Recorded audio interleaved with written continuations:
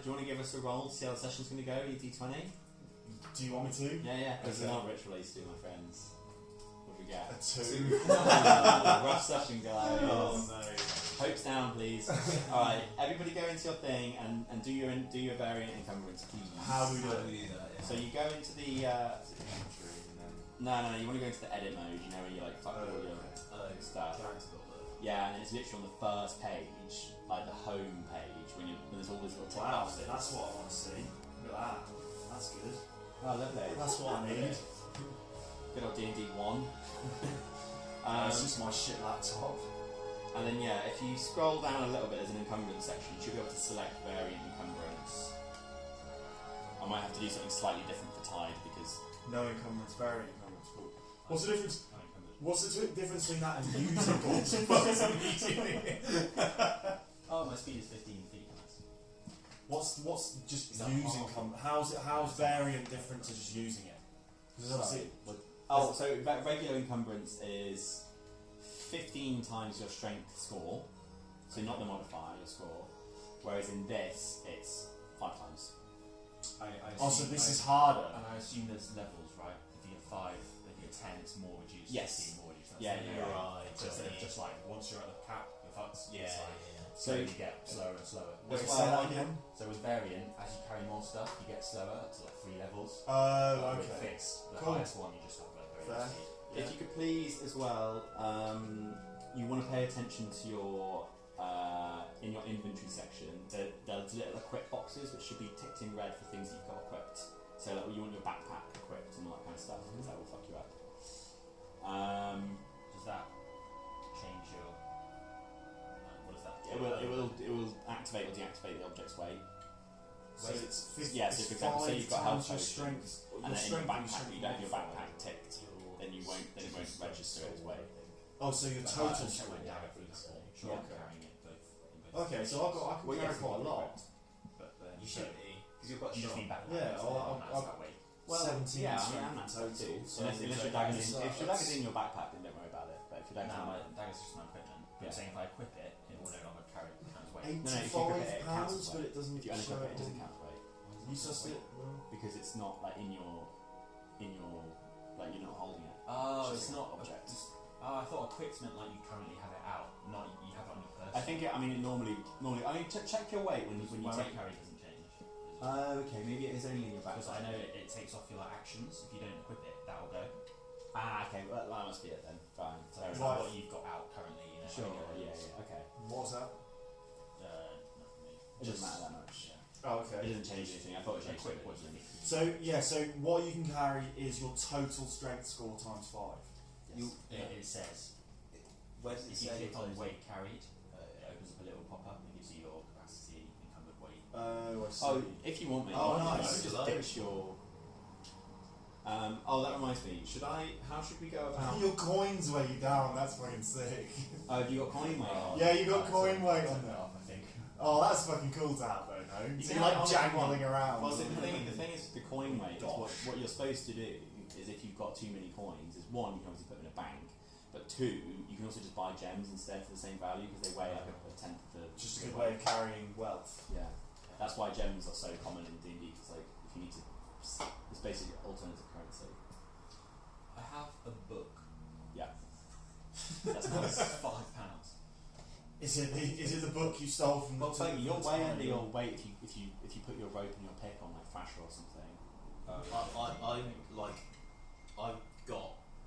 times like I'm only carrying a third of my total weight, so I can carry loads of Sure. extra shit. Do you want to pick? I can take anything, Alright. whatever you Add want. a pick, minus, and 50 feet of rope to your thing. You might already have ropes. you It's just- quite funny that the one person who doesn't really want to like do the weight stuff is the one who's going to have to organise it. I hate managing weight. There's all this stuff to manage. Fucking hell, I've got a hunting trap and it's £25. Jeez. Well, I'm going to be getting rid of that. I'll be using that in a scenario and not having one again. Yeah. This random book, like, I don't need it. It's your book, mate. I just came with it because I'm a scholar. Oh yeah. Well, Is it not then your book? Well, it would be keep like all your notes. it would be and like a shit? notebook, yeah. You take notes Oh and stuff, shit, don't no you? way. I thought that's where you study into and you're like learning stuff. Oh, that's £5 though. You kind of need it, don't you? Where are my spellbook? Can I not just write in the back on it? Well, it seems a bit rude. The spellbook's also full of spells. And notes. You can double up your spellbook as a notebook if you want. No, it's alright. Make it more balanced. I might be writing my spellbook roleplay wise, so. Also, I can't carry anything.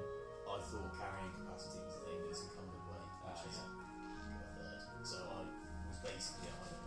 So taking that road from the remember. Oh, okay. Pack animal time. Do you? How much can Thrasher get? Probably quite a lot because I like to have say that animals. There you Like, go. Your pig finally has some use. The variant encumbrance stuff I don't necessarily like to do with animals because I don't think it really makes sense. Because like a donkey can have a similar strength score to a dude, but donkeys can just carry way more than dudes can, you know. So I'll just have a different rule set for pack animals. Okay.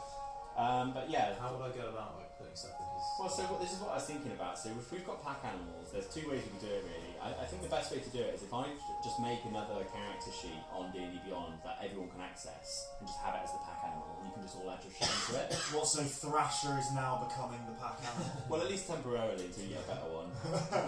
Better. Well, he's not. Why is everyone insulting Thrasher?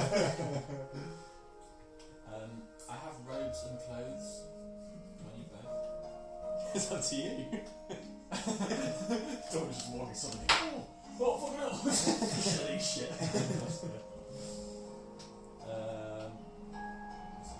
So clothes would be like what you wear in the pub, and Can you wear like on?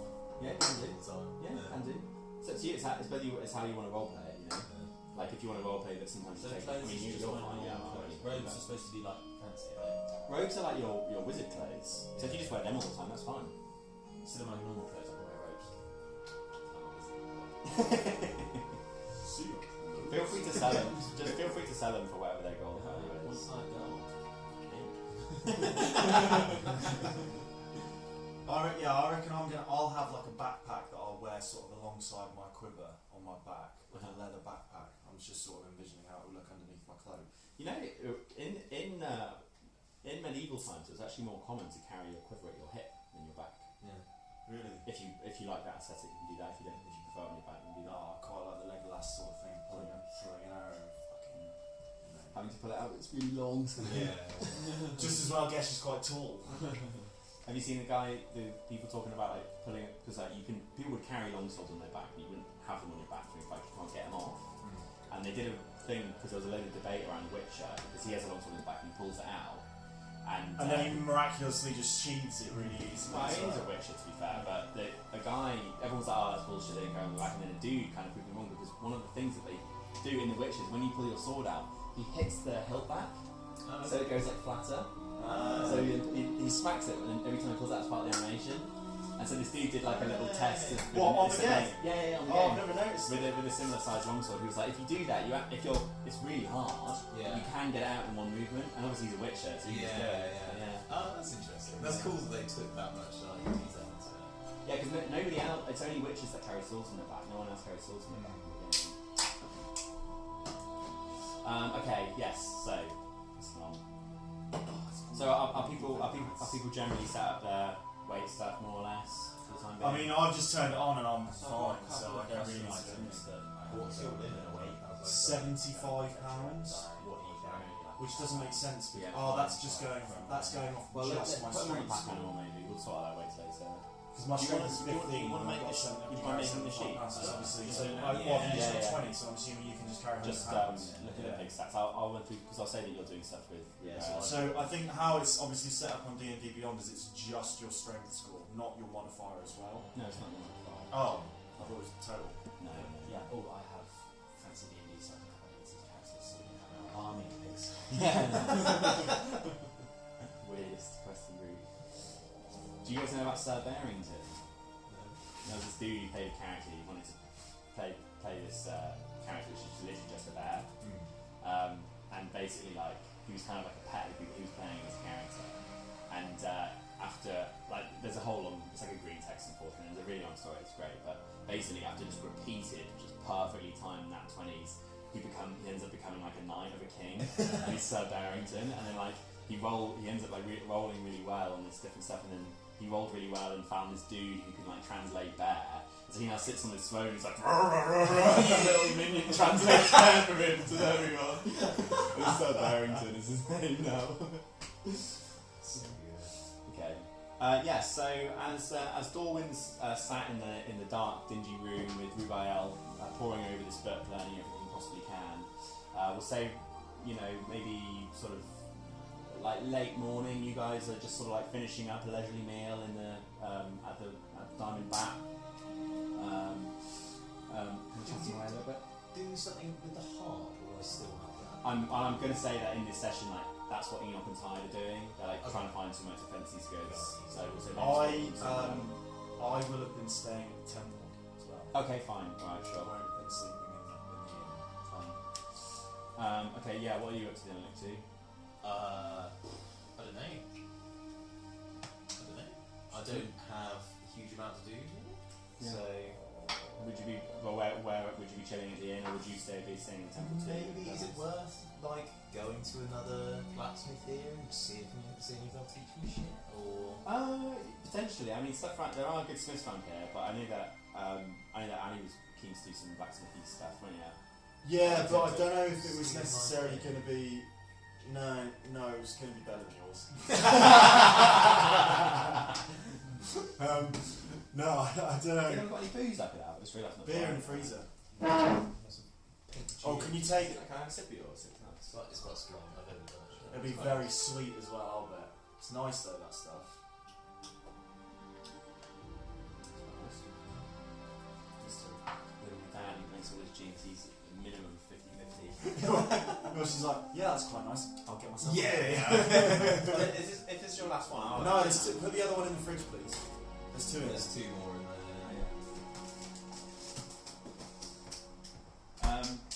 Yeah, okay, well shall I, Why are you doing your smith shit?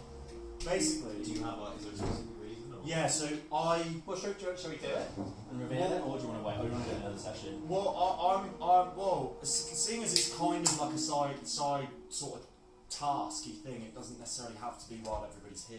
So yeah, I'm happy to do it now. But basically, what my well, why don't we keep it as a bit of like a discovery? Okay, cool. sort of thing. Okay, cool. So let's say I start by just having a Oh chat. no, I with- was saying I agree. Let's do it separately, but you don't tell everyone what it's. Yeah, yeah, So I'm yeah. excited to find out. Cool. So I'll start off by asking Broombraid about it then. Sure. And obviously, I know he's. I was saying let's do it another time. Oh. He literally just said that. Seeing one ear out the other. Just Yeah, I was not listening. He wasn't focusing on you at all. We'll say that you guys have maybe met at the temple or something. Let's do some of the stuff that I've had planned because Yeah, cool. Do it, I guess. So say you guys are taking some time at the temple. Maybe you guys are talking about heading out to maybe go around the market or something. Meanwhile, Dorwin's staying with Rubael. You two kind of get your stuff together and you get ready to kind of explore during the day around the town. And as you're leaving, you walk out of the temple doors and you begin to sort of walk down this road when you kind of notice this guy who was leaning up against the wall of the temple. And he kind of says, hey, you two, and kind of beckons you over. Are you happy to approach? Yeah, I'd sort of like turn and Gesh turns and looks at him and sort of goes, like obviously not appreciating the way he sort of summoned us, and then look at Elictu and sort of I'm going to say, well, what do you think? Okay. Let's go see what he wants. As you walk over to the fellow, you see he's a dwarven chap. He's kind of got like fairly dark, shortish hair on top of his head, and he's got a bit of a beard, but not particularly huge. He's wearing fairly fine clothes, and you see that he's Well, it's not that he looks suspicious, but he just seems like slightly avoiding eye contact, maybe slightly awkward. As you get closer, he kind of like scratches the back of his head, and he said, I've heard some things about you two, well, about a lot of you, since you've been here. I heard that you managed to make it to that old tomb, and well, you actually came back alive. No one else has. We broke it. He says, I've been looking for some people, people like you who might be able to help me out. I've got a lot I can pay you with. I've got a stash of all sorts of old adventuring gear back at my house. I could pay you with. Would we be able to talk about this job a little bit more? How good's the stash? He says, oh, I was an adventurer for quite a long time. Then I took an arrow to the knee. Do you know about that thing? About the yeah. What? There's a thing where, like, apparently in like Norse, or like Scandinavian culture, or whatever, taking an arrow to the knee is like getting married because you get on one knee to the Nice.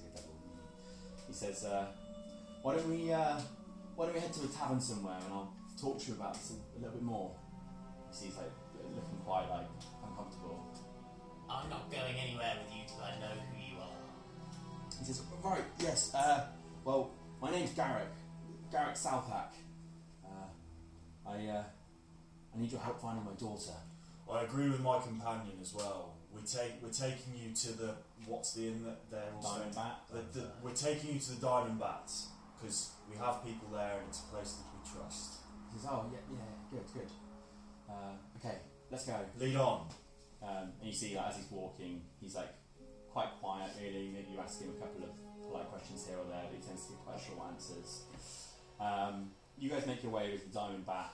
It's always nice coming to the Diamond Bat because there's just always really lovely, like roast meat smells, and there's a warm fire. Yeah, Gesher's got no interest in making small talk or polite conversation. Sure, okay, yeah. You guys go in. Don't like dwarves. You guys go in and you find that as soon as you come in, Cordus kind of like waves you in slightly, and Tide? No, Cordus does. Oh, Cordus, the dwarven guy, and he does this little gesture, and his barney's come over and just pump a couple of drinks down on the side with you guys. But you notice that they're only giving drinks to you, so basically not so bad. I'll slide mine across to him. I have no interest in drinking any alcohol, so I'll just slide it across and say, yeah, it's for you. He goes, oh, I'm quite alright. He says,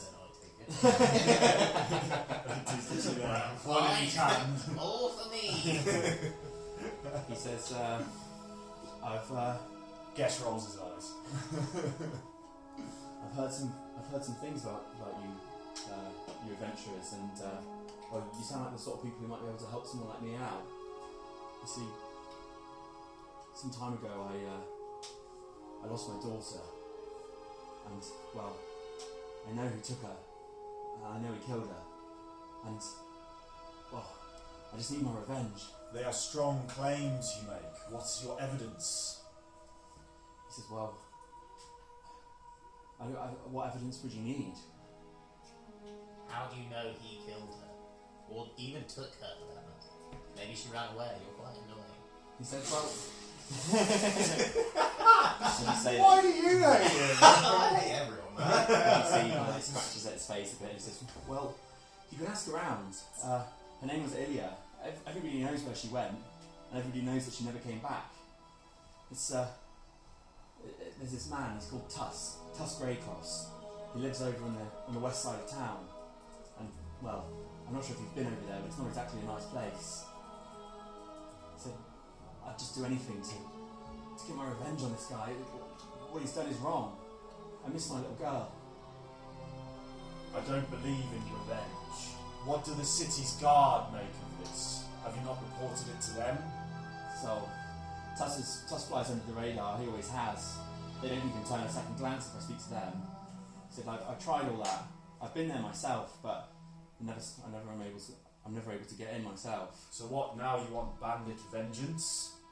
He says, well, my motives are my own, but I have lots to promise you. I have coin and equipment that you could use. What is it you're asking us to do? Do you want us to kill him? Yeah, I want you to kill him. That's a big ask. We need a big paycheck for such a large job. He says, yeah, well, Gesh holds out his hand and he says,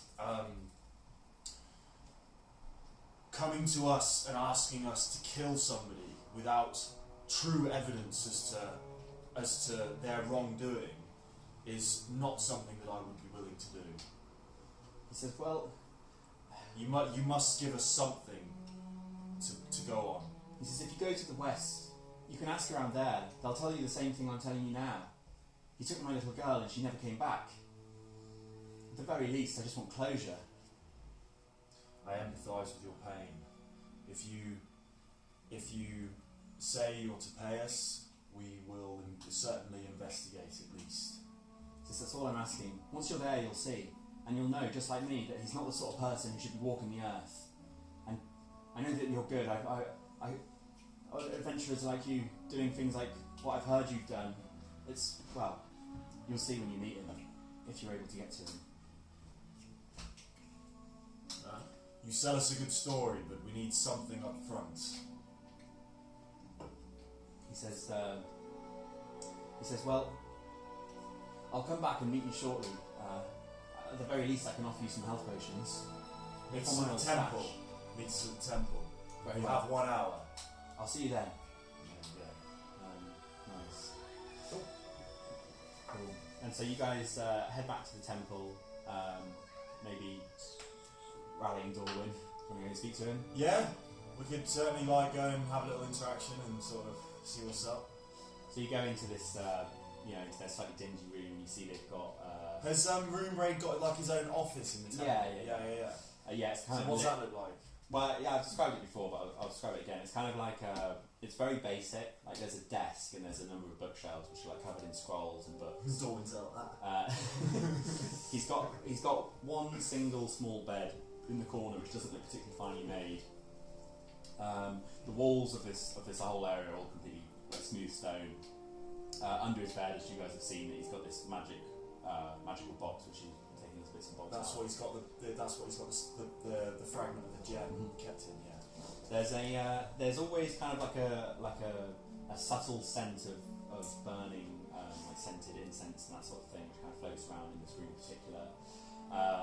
But otherwise, it stays pretty dark. There's no ports to the light outside, and the glow stones that he has kind of circling around the ceiling are really quite dim. There's enough to read by comfortably, but Is it quite a basically peaceful like sanctum? the brightness and the sort of the clarity of the gems directly relates to their value? Not necessarily directly, because these ones are just commonplace. These are almost like as common as light bulbs, Fair, right. It's more so the size is the most significant thing. So in the larger cities, like in Balkim, for example, and in Balhook, City of Gems in particular, there'll be gems like triple, quadruple the size of houses. They're just floating around, illuminating the whole cavern. But Jurtin, even though it's a large area of hollowed out mountain, most of the settlements are also hollowed out mountains, and they're just absolute dwarfs in comparison. If these were like common as light bulbs, could we just buy some at the market? Yeah, probably. That's a fucking shout. We use them as light. Yeah. Could Well, we they just take- like take them with us? Yeah, So you could we probably might put them in like a. So the way that they work is they'll That's a fucking anyone of the dwarves can tell you this, I'll tell you, but they kind of stay like fixed in a certain. Your Room path. Raid telling us about it. Oh, okay, sure. Yeah. Oh, he's got his in here. Okay, alright, Room Raid. You're questioning me about the gems, are you? Yeah, we sort of come in and nod to him and say hello, and then He says, well, if you're looking to get some for yourself, for adventuring purposes, they tend to, the way that they operate is they'll stay fixed in a single location on a certain path. So as you can see, they move in a figure of 8 in my room here, and I have enough that the light is evenly distributed. If you wanted some for yourselves, you could either put them in a wagon, or you can even get them in small lanterns. As long as they're moving around, they'll be working. so they will levitate. They will levitate inside a lantern. Indeed, yes. They use them a lot in the mines when they're not stuck into the walls themselves. Who sells them in Jerkin? He says, oh, you could find them at various traders. They're fairly commonplace for homes that have had gems fail for some reason or another. Because I'm rather encumbered at the moment. So I need to get rid of some stuff at a trader. I've recently become incumbent. Thumbs, mate. And they never fade. They stay light forever. As long as they're moving, they'll stay lit. There are ones which you can get embedded into stone walls, but that takes a little bit more enchantment. And He says- armour, is that the same? It's enchantment required to embed them into armour. Indeed, yes. And weapons. Indeed. Do we have weapons? He says, of course, just like anything, they can fail. They're not the strongest things. Should you drop it or anything like that, could well smash. What's his accent? Is he gone? Okay. Cool, alright, that's a good idea. Yeah, that's a sick idea actually. The mechanics of that, like how much light, how far? It'd be are we similar going? to a torch. Just similar to a Like lamp. different type of light, Yeah. and also so a little stone, so you could kind of like take it and pocket it if you needed to. put That's it back. way But further. then it would- oh, as long as it's still in the light.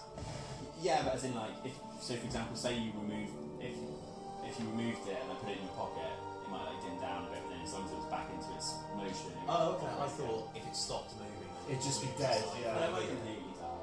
Right. That's alright. They that's can way they better. can completely die. It's not a they're not a there's not hard and fast rules. Is this something you made? Yeah. I can imagine like now because I've got a torch that weighs £10. I'll go to a trader in the town and be like, "Would you like to buy my torch?" And they'll The just torch? laugh. No. The torch doesn't weigh £10. You sure you just don't have loads of them? Torch £10. Oh, I've got 10 torches. What the fuck? Oh, because they're 1 gold, so I obviously paid 1 gold and got 10. I think I did the same thing. Okay. Well, at least they're we're in it They're together. just in the default backpack. Oh, You what, these- 10 of them? Yeah. Fair. Because they only last for a certain amount of time.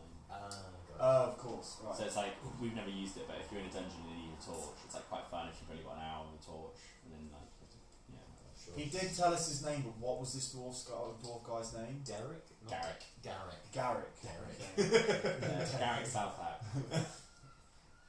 Sorry, Stouthhack. Garrick Startak. Dorwin. Garrick, some annoying dwarf, approached us in the street and has asked us to investigate something. Would you want to break for a moment from poring over your literature and join us, or would you like to be left alone? What has he asked you to investigate? Someone killed his daughter, and he reckons that he has all the evidence he needs. I honestly didn't hear, by the way. Oh, okay. That's literally, I'm just like, I'm literally His being daughter's like, disappeared. He thinks he knows who did it, and he thinks he killed her as well. Well, sounds. Why is it our problem? He's tried to go to the guard, but they won't listen to him. Nobody's listening to him. He'll pay us lots of adventuring gear to go and kill Okay. things.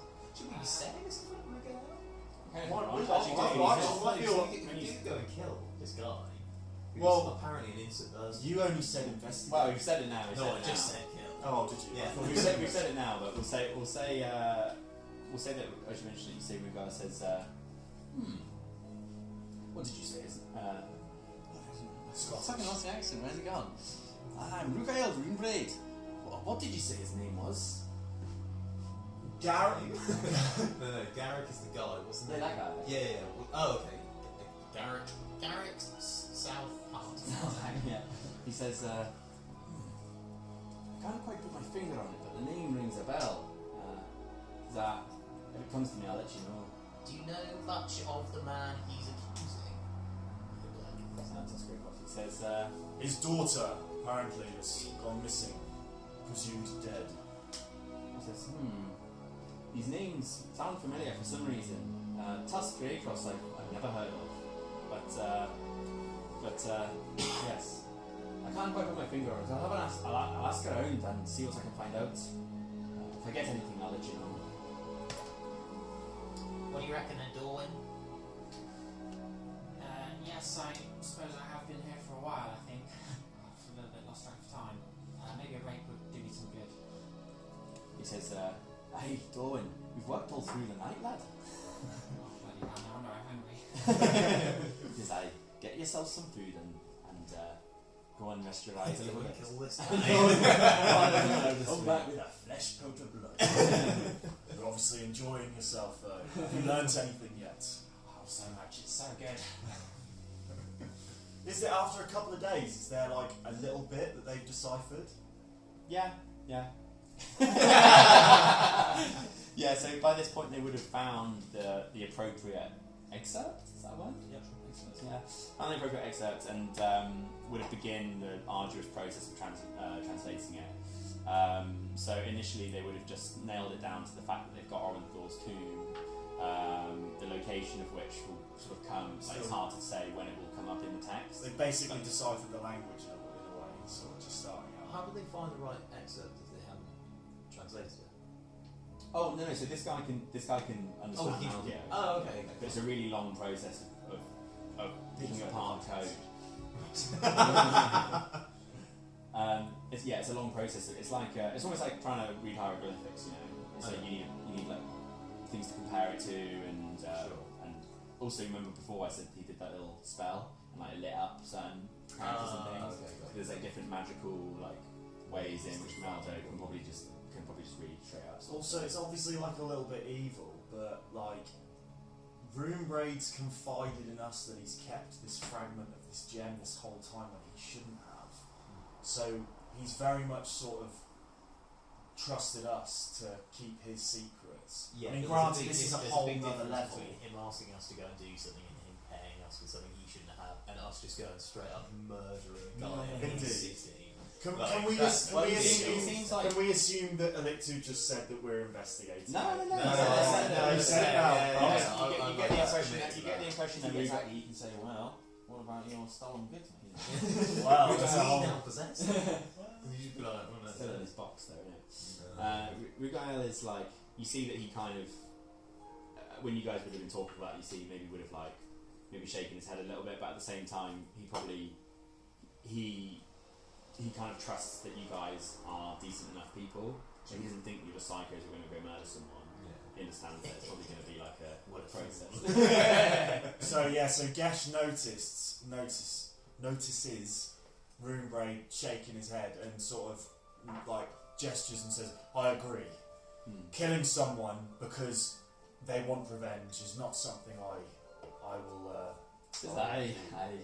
I know it's the thing is the city, this town really doesn't need more bad folk in it.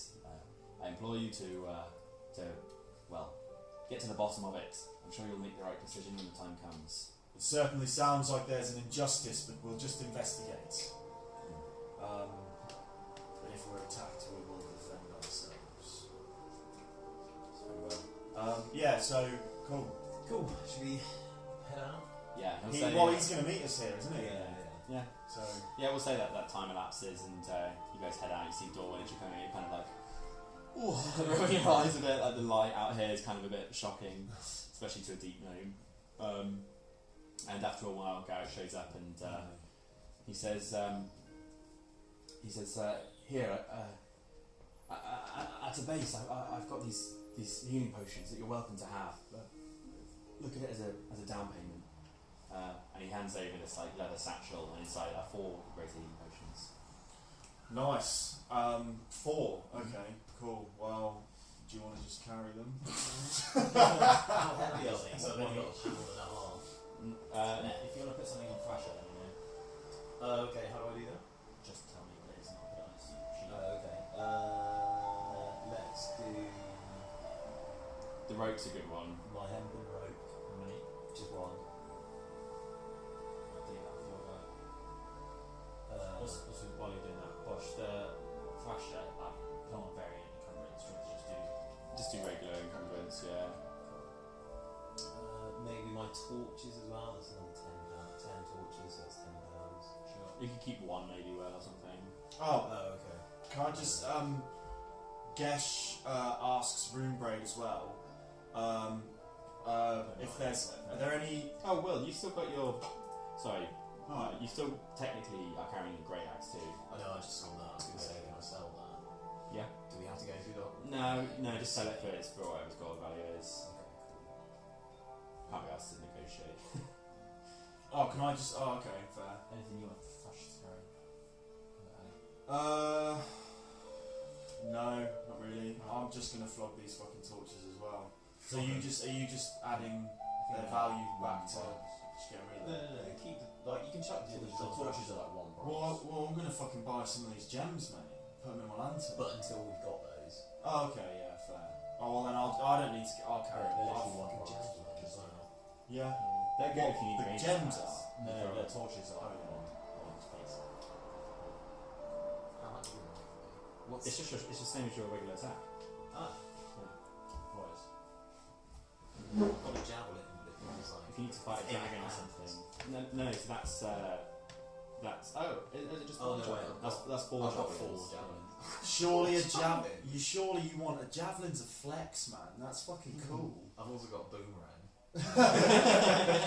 Yeah, but that's what you've been entertaining Thrasher with.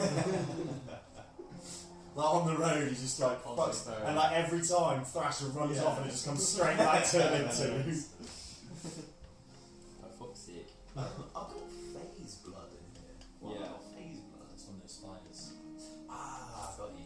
Yeah, going through my inventory, I've got loads of stuff. I'm like, oh, I don't remember getting that. Yeah, I've had to put weights on all of them.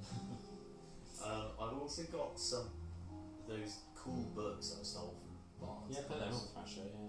Oh no, we can give them to Ty. Don't take the money yet. We'll toss it all up at the end, but just say that you're not going to tie it up. Okay, So you guys want to just add a greater healing potion to your inventory? I've just noticed something. This seems a little bit harsh to notice. I've just noticed that in the backpack it says it has an ounce of £30. I'm wondering if the backpack can only hold £30. Yeah. That doesn't make any difference. You can go where you want in your equipment. Yeah, you just move it to your room. Yeah, but where would you be carrying it? In my equipment. In my pocket. So if you're really strong and you can carry a lot of weight, but your backpack has only got a certain You capacity, need 2 backpacks. that seems really stupid. Because the whole Or can point. you upgrade? Well, no, but the thing is, it's 69. You can get a backpack that can fit £69 in. That's what 30 kilos. But what if you It's don't not have a that. What if you don't have a backpack and you're not carrying anything?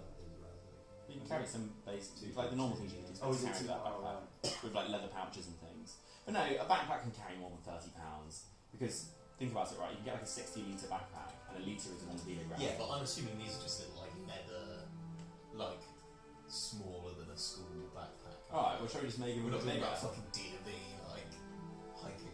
Which is not as like fucking Frodo does.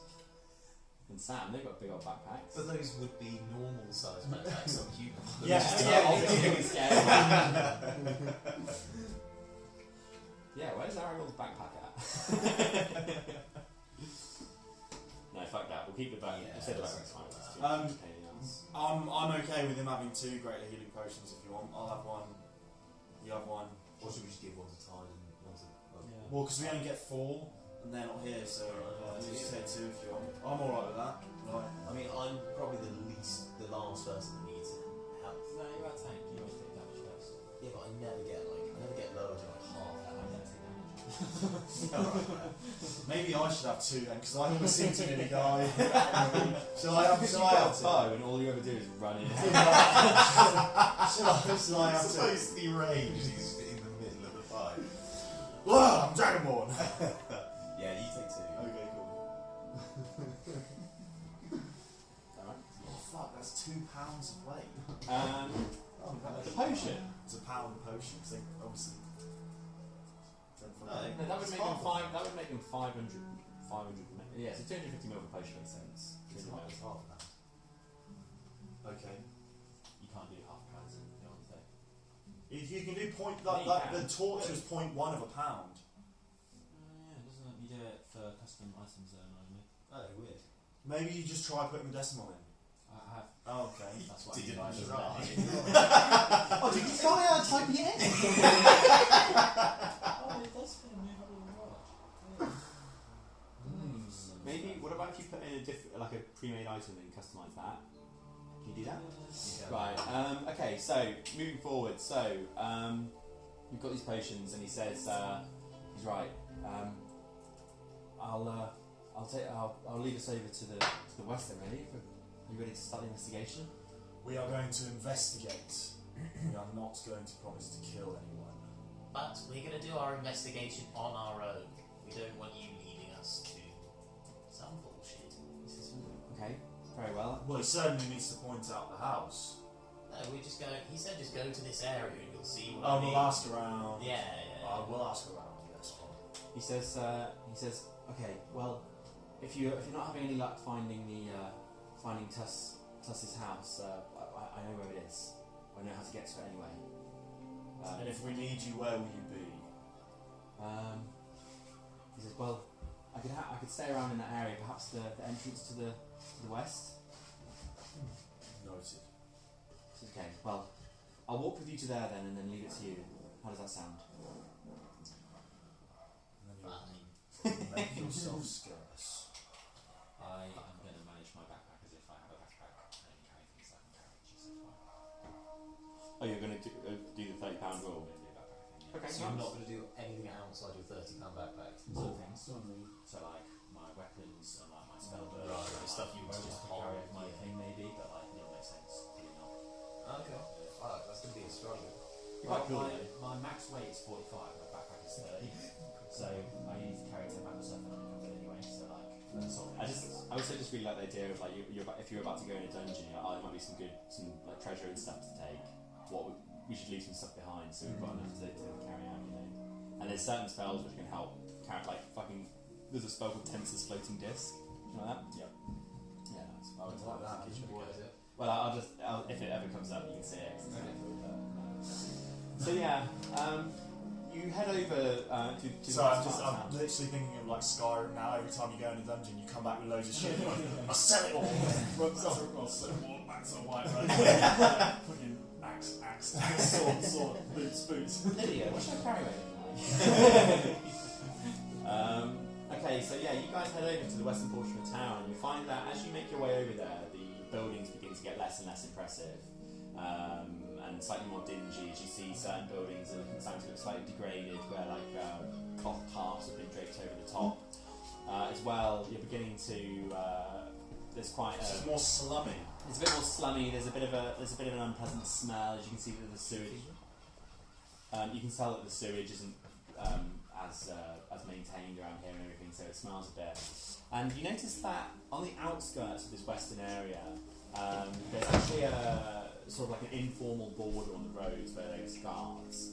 And as you approach, you see at this point, Garrick just says, he points to a nearby inn and says, I'll be waiting at the inn should you need me. I'll leave you here. No, go like that. Backhand. No. Away with you. And he kind of like nods meekly and heads into his inn. Just slap it. Fuck off. You guys, as you approach the guards here, You nearly stacked it. Yeah. they're kind of stood. They kind of stood fairly relaxed, really, just chatting away. And as you approach, one of them kind of like catches your eye and he says, "Hey, hold it there, boys. What business do you have with the Tarskins? Who are the Tarskins? Have you not heard? Are you new to town?" Yes. Yeah. Do we look like we're around from around these He parts? says, "That's true. I assume he's a dwarven. He says, "That's true. I've not seen Questions under my breath. I've not seen a group quite like you before. It's you're welcome in, but you just might want to take some precautions. There's quite an unpleasant disease going around in the west here. We're trying to keep people from coming in and out too much, lest it spread into the wider community." What kind of disease? He says, "Well, you can see some of the folks around. You see that chap over there? And you see this guy who's kind of like lying on the ground, and you notice that he's in rags. This is actually a human guy. He's lying there. He's got kind of a scruffy beard, and you see he looks pretty out of it. Like he looks fucked. He's just kind of slumped against the wall of this building, and you see that up one side of his arm and kind of like coming up his neck. His skin looks like it's completely like slick and black and oily. And he says, "Aye, there's all manner of nasty symptoms, but as you can see, it turns your skin to tar, hence tar skins." He says, if you need to go in, make sure to cover your faces. Don't touch anyone that you don't. Don't touch anyone at all, really. Thank you for the heads up. Sorry, We'll really keep fast. our- Just on Reddit looking at your cumbrance, someone said how much the backpack weighs, and you spelled it WAYS. The backpack weighs 5 pounds. Sorry, carry on. Just while we've got you, do you know anything about Tuss, somebody? Tusk Greygoss. Grey Cross. Grey Cross. He says, well, I've heard rumours, but people tend to keep his name out of their mouths. Why? He says, well, he just likes to keep himself to himself. I really wouldn't like to talk about him too much more. If you need more info, I'd ask someone else. You said there were several guards.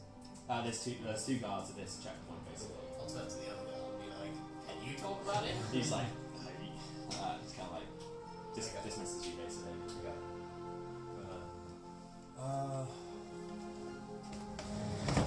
What do you want to do? Should we go in? We need to find more information about Santos Peter. So, I don't know, maybe Just to fill me in, so what is this checkpoint to? There's basically a diseased portion of the town. And why are we there? Because this is where this guy, Tusk Greycross, is, who's supposedly the kidnapper, potential murderer of this chap's daughter. So yeah, so when they tell us about this disease, like I've got some. I mean, granted, I've got linen. I haven't really got like cloth, but I've got a bit of I've got some linen trimmed with rabbit fur in my fucking backpack. I'm gonna take that out and I'm gonna use it as like a balaclava and like tie it across my face, sort of heeding their warning. That'll look quite funny having like a rabbit pelt tied around my fucking face, but better than nothing. I don't know if you've got anything. Maybe I could try and cut it in half and give some to... So we're going in then? Well, we could at least ask around some other people, but I might approach that Tarskin and see what he's seen. But Does it not make sense to ask outside of this area if people have heard of this man? Clearly he's known to the guards. I don't want to risk going into this place if he turns out to be like a good standing guard. We have no idea. We only have this guy's word to go on. should we try the inn back that way? That's what I was thinking. Alright. Thank you. As you're leaving, you notice that the guard who just missed you a moment ago just says, actually, why are you looking for him? I've got a few questions. He says, right, well, I'll leave that to you two then. And clearly wants no part of this. Yeah, and also we don't want to share with the guard what we're doing. Because that could We're gonna kill him. so we go back to this inn. We say we just sort of go in and The one where Garrick is. where Garrick is. Yeah. Should we start by approaching just like the barkeep? Yeah. Sure. So you head over to the barkeep, and it's this human woman who's she's got a bit of meat on her. She's kind of wearing these slightly kind of like sort of like lederhosen, but like more like dungarees, I guess. So they're not very fancy or anything. But they're kind of holding up one button's kind of loose. She's got a raggedy white blouse on, which has a few brown stains on. And she just says, "Oh, hello. Haven't had patrons in here a while." You look around and it's pretty dead. Well, it's nice to be greeted by someone that doesn't have leather skin and is really hairy. He says, How are you? He says, "I'm good. But, if you don't like him, you really shouldn't come to these settlements." Well, believe me, if I had it my way, we wouldn't be here, but we have other pressing business, and that's not relevant. What do you know about Garrick Southhack and his daughter? Oh, yes, that... Meanwhile, Garrick is just next to us at the bar.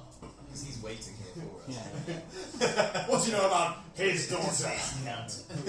You see, well... Yeah, I make sure he hears me call them leather skinned and really hairy. Well, you find that you guys being in here, he's not actually in there. He's not actually. Oh, got it. Already sneaky. Something's going on. He says, "Oh yes, that the poor chap who his daughter went missing. Yeah, I've heard about him." What do you know? What do you know? Can we make like a check of some kind to like try and persuade her to Yeah, get some persuasion, I guess. Who's? Well, I don't know. She's not like withholding anything. Like she is. Well, I don't what do know. you want to know about him? Do you know anything about the daughter here? The disappearance of her. He accuses Tuss Greycross of killing his daughter. You find that when you say that, she kind of is like, you see, she kind of like does a bit of like an awkward face for a moment and says, "Oh, right. Why have you heard from Gareth? Have you? Have you not seen Garrett today? He's not come through anytime recently. I've not seen him for weeks actually." He was to meet us He here. was supposed to meet us here. What do you know of this Tuss man? Tuss man. Says, well, not a lot really. You know, just usual. He's supposed to be somewhere in the west. People don't really talk about him that much. Do you know anyone who knows him who would be able to help us? Says, well, I'm sure there's people further into the west who might be able to help you, but it's not the nicest place to go. How desperately are you looking for this chap? Not that desperately, just interested. But we would possibly pay. Says, no, I don't think I can help you. I'm sorry. I have 10 torches. You're not trying to offload them onto anyone. Would that loosen your tongue? Looking around at the dimly lit room. Just put a wall anyway. And I just use my breath to light each one and just leave them in the... Yeah, fuck it, I'm doing that. No, they wouldn't have like favourite places for them, so no, okay, so nothing then. There's too much to say about it now. Okay, right, well, Thank you anyway. yeah, Gesh like slams his fist on the bar and says, "We're not getting any information out of any of these, let's just go and investigate the house." Okay. We'll say that literally as soon as you step out the inn, you just see at the other end of the road, Garrick's there, just kind of sat against the wall as he was before, and he says, I saw you going in. Really want to go in myself. Did you have any luck speaking to those guards? Why didn't you want to go in? He says, me and Melania, we just don't really see eye to eye. Why did you tell us to meet you at a place where you don't like the owner? Oh, no, I thought, just the area would be fine. Okay. We have had no luck. Nobody seems to want to talk about Tuss. Why might that be? He says, well, the truth is that, well, he's got his hands in a lot of pockets. I don't think he really wants people knowing about him. It's what shady people are like. They get up to no good and they keep themselves discreet. Is he a well-connected criminal then? We could have done with this information earlier. He said, well, you said you wanted to investigate yourselves. I wasn't really guessing anywhere telling you what I knew. Fair enough. No. Right. He said, look, I know where he stays. I can show you where. Lead on. He says, as you begin to walk, he says, I've tried to get in myself before, but I never really have any luck. He's got there's some sort of way into his building that I've just never been able to figure out. Maybe you'll have more luck. And he begins leading you through through this western portion. You see, he tends to take he does seem to be kind of taking you guys ways where there's less people. He doesn't seem to really want to be interacting with people very much. This is going into the task in the area. Yeah. So say you guys are, sort of like covering your face. Well, I've got my fucking rabbit pelt around my mouth. Probably got a cloak or something. And you're just fucking Licking the Um, And as you kind of get further in, you find that more and more alleyways are having people who are kind of like slumped around with varying cases, tasking of like varying severity. As we're walking as well, I guess says to me, says, how, as an adventurer such as yourself, come to be so timid and scared of everything? He says, well, I used to love leaving the city, travelling around, and finding old tombs and dungeons and getting what I could out of them. It was a great time in my life. That's an arrow to the knee. I said, but then I found out about my daughter and I came back here, and then, well, time progressed, and once she went missing, my life was never really the same. Ever since, I've kept myself to myself. How long ago was this? She went missing over a year ago. She well, look. Yeah, genuinely sympathetically, I sort of bow and Give him a torch. hopefully this will warm your heart. Please. It's an offering of my sympathy. You are as a torch. Okay, yeah, cool. So yeah, he leads you through these areas, and you find that there's these people who are like coughing and like throwing up on the street, which are every once in a while as you see them. The buildings just getting slowly more and more degraded.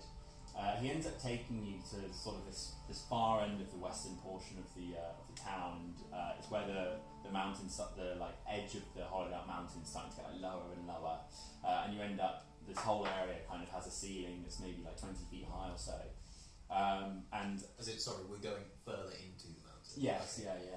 And you find that approaching these areas, there starts to be like little groups of people who are clearly afflicted by the Tarskin. Like some people are more like lively and like have less symptoms and things.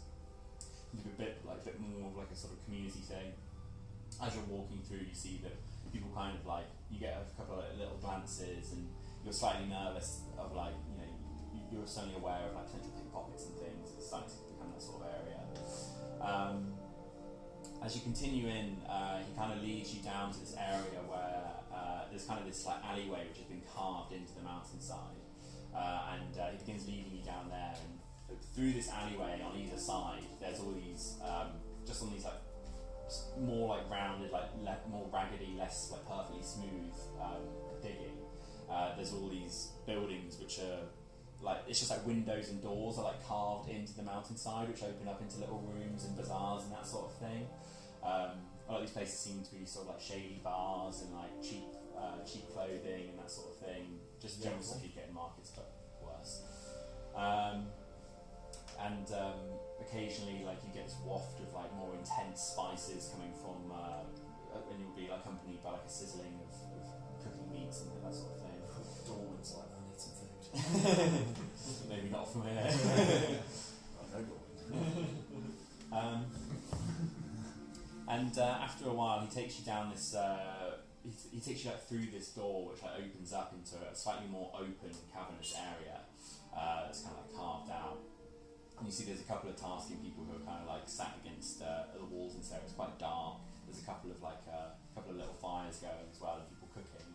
Can we say we make a point of walking in a bit of a formation now, just to keep an eye on like the rear and stuff, in case anybody does try and come and pickpocket us or whatever? Yeah, sure. Yeah. Yeah. That's fine. And this open area kind of leads down into like a much more natural, what looks like a natural cavern, although it has probably been carved, so like raggedy walls and everything. And he says, so Tuss has a well, there's a door down there, down this path, and once you're in there, well, there's some way to get in that I've not yet been able to figure out. I would have got it myself by now if I could have. He says, but people have seen me here a bit too much, and I don't want them getting nervous. I might leave you here if that's okay. Point us in the direction and we're off. He said, if you continue down this path, you'll surely meet the area that you're looking for. Cool. As you begin to make your way down this fairly windy path, which is quite a bit more narrow and slightly more claustrophobic, maybe not for you little guys, Guess she's like. Yeah, she's like, yeah, you can even able to like duck under like rock, like feel like, really comfortable. Yeah. Yeah. You find that as you're moving down, you initially get to this one area where there's this kind of natural flow of water coming out of the wall, which is leading to this area where there's all these sort of like cave flowers which don't seem to have any leaves. They're quite low to the ground. They're small. And they've got these little blue petals in this like wetter patches. And as you follow this little trickling stream of water further down these caverns, I'm intrigued by these flowers with my herbalism and stuff, and sort of pick a few of them up and smell them, and maybe like just not eat them, but just sort of taste them and just to see. Okay, yeah. There's a disease. Yeah, this. I'm assuming this looks like. Yeah, This looks like a base fire. This is a horrible. Okay, maybe not taste them. Place, yeah. Don't touch them. Okay. That's where the Okay. disease comes from. Yeah. Okay, maybe I approach them and like lick 2 grabs me or something. Hopefully, throw me in the water. Have you got Dragos up, by the way? Yeah, Dragos is with us. Yeah. Yeah, maybe Dragos is like sniffing. He's like goes up and like starts lapping up some of the water. And it's Giving Crusher you back at the temple of the Diamond Vow or something. Have you got Crusher with us too? No, Thrasher's just chilling back at the temple. Getting his belly rubbed. And then as the water kind of progresses down, the cave kind of gets it gets even slightly more narrow, and you find that the walls here, there's all these like sort of gently, ever so slightly bioluminescent fungi which seem to be getting any little bits of water that they can from the stream. And you continue along the Again, very intriguing for Gesh, but we won't touch it. Sure. And then the path kind of gets a bit steeper, and you're kind of having to like watch yourself as you're going down it a little bit.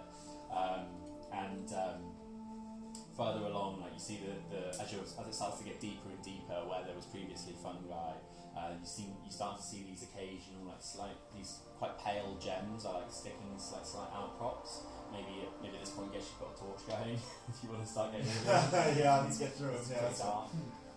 Because the fungi. I'll actually light my lantern at this point, and I'll just carry it. Well, I don't know. You want to get rid of them?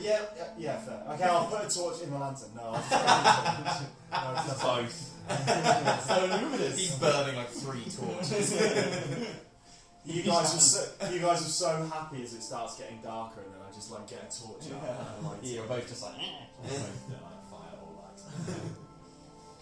that. Yeah, and there's occasionally these like gems which are like poking out of the ground, and kind of jutting out the walls, just like in small amounts. And you progress further, and then the path kind of opens up into something that's a bit more room-like, and there's kind of this flat stone surface at one end, and there's this stone door which is sort of like carved into the mountainside, a bit more like the fine quality stuff that you've seen elsewhere. Sort of a bit out of place. A little bit, yeah. And amongst all this raggedy stone, this is just quite smooth surface with a clear gap for a door. And there's also this sort of like, it looks like what you might put like a little, what you might like put money into, so like a lender, like a little sort of thing sticking out the door, like a little hole basically with a cup. On the door, around the top of it, there's just some dwarven writing and we can all do that. you see that along it just says the entrance holds the key.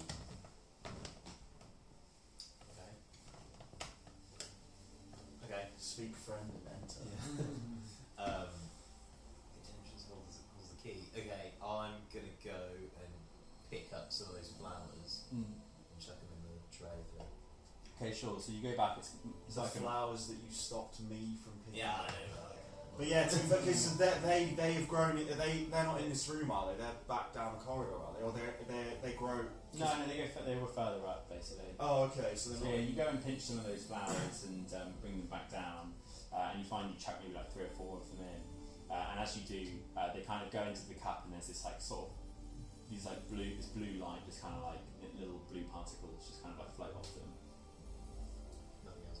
Nothing else happens. So can we make a point of having a look around this room to see if there's anything that's a bit of a giveaway that might Yeah, sure. Make a perception check. There's only three. with advantage? Well, you might as well just all do it since there's Okay. three of you. It's like not. Oh no. 11. 15. Okay.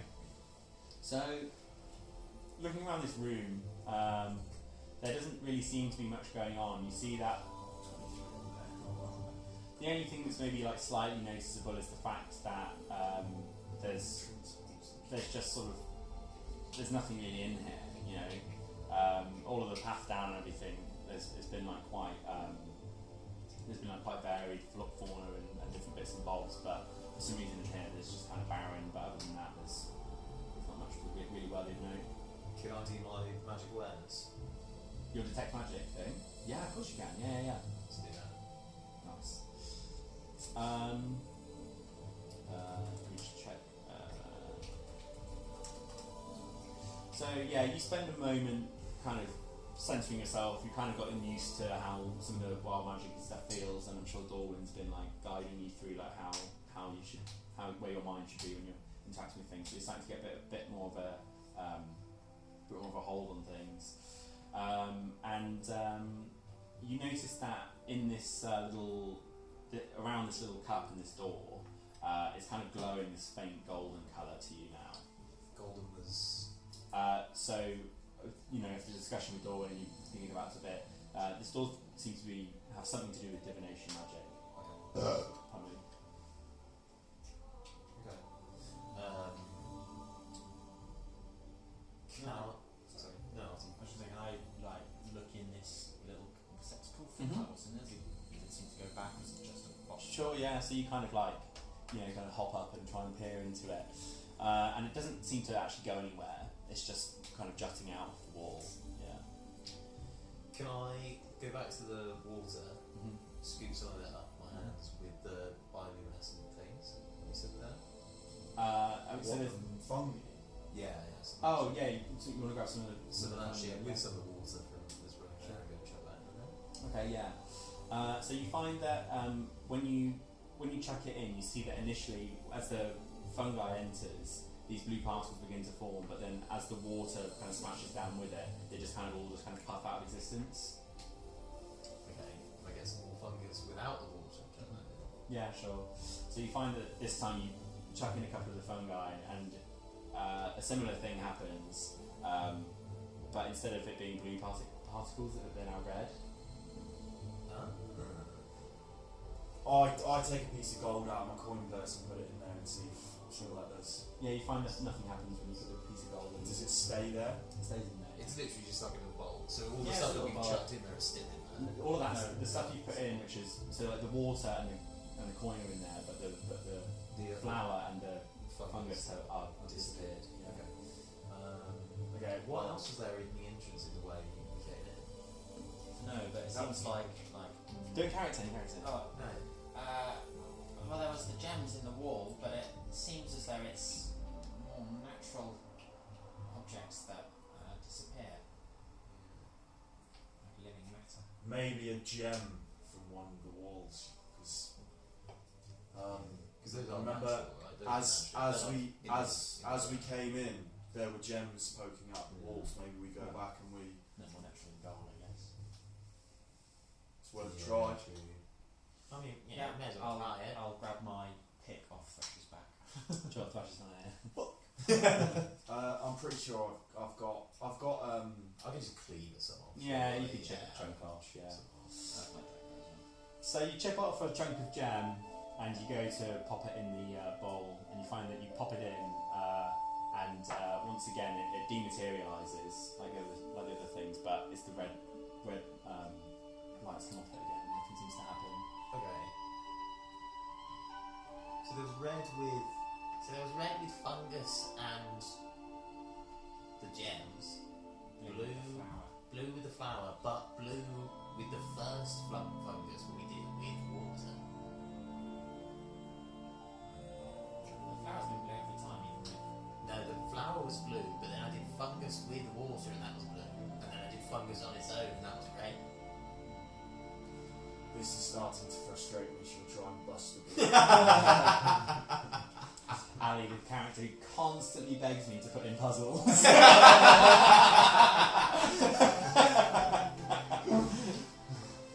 I just maybe cast Mage Hand? Yeah. Put my hand in the thing. In the receptacle? Yeah. Yeah, as in your mage hand. Yeah, my little. Yeah, you find it just stays in there. Comes to nothing. Remind me what it says across the door. The entrance holds the key.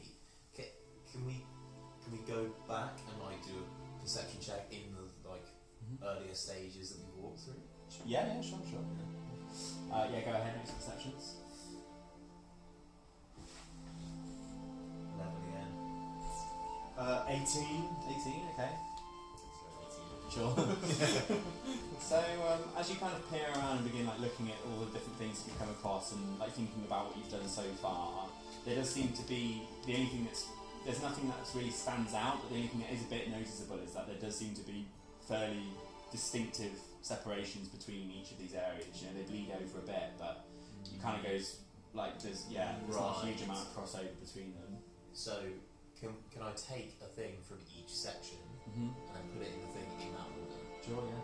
So You find that as you put in the blue flower and these little blue particles begin to like come off of it, you put in the fungi, and then as that dissipates, blue particles also come out of that, and then finally you take the gem and you put that in, and blue particles begin to come off it, and they kind of, as they're all kind of like coming out of it, they kind of snap green, and the door just kind of and begins to slide open. Nice. And as we walk in, I take the gold out of the receptacle. I'm taking it. Oh, how exciting! Yeah, mage hand. Right, I'll take 1 gold out of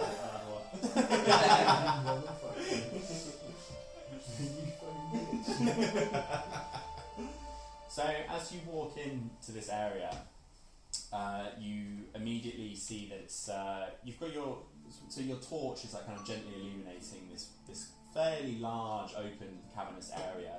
It's maybe 40 feet across or so. So your dim light is reaching the walls, but it's a fair, largish area, kind of a dome-like ceiling. And at the far side, there's just a wooden door, which is like in part of this like kind of rocky stone door frame.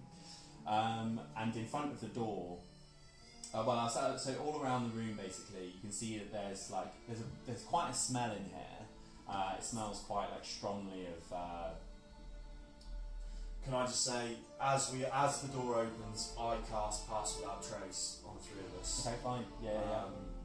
I thought with that though, isn't it?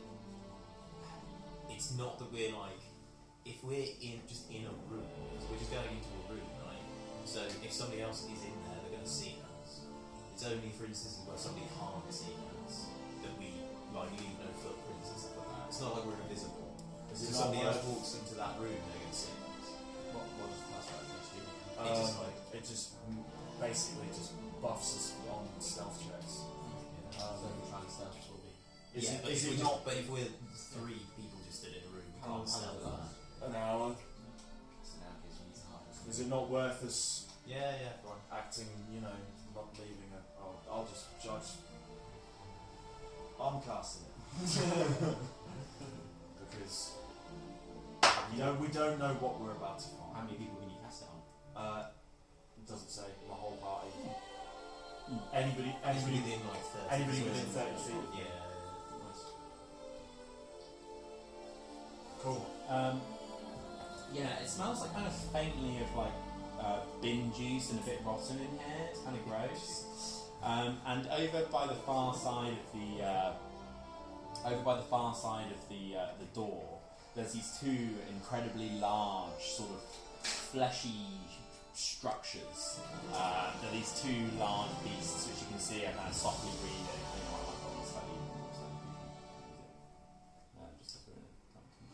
What do they? I'll describe it. Yeah. So they seem to be lying there, you find that initially they're both kind of just softly snoring. they're very large. They've almost got like a hippopotamus-shaped body, and you see that their face is barely distinguishable from their body. It kind of extends out like this, and you see they've got a row of like sharp teeth which are pointing up out of either side of their jaw. Kind of like some of them are crooked and overhanging.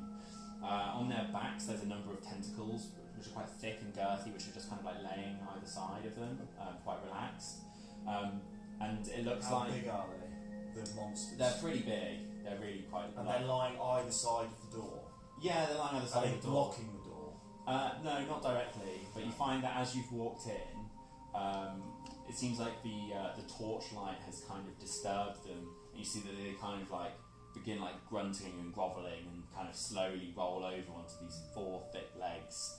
And you see that as they like turn to you, the tentacles kind of like lift up slightly. And you see they seem quite nonchalant, and they just begin like snuffling around the earth and kind of like coming in your general direction. Is there anything in particular that you'd like to do?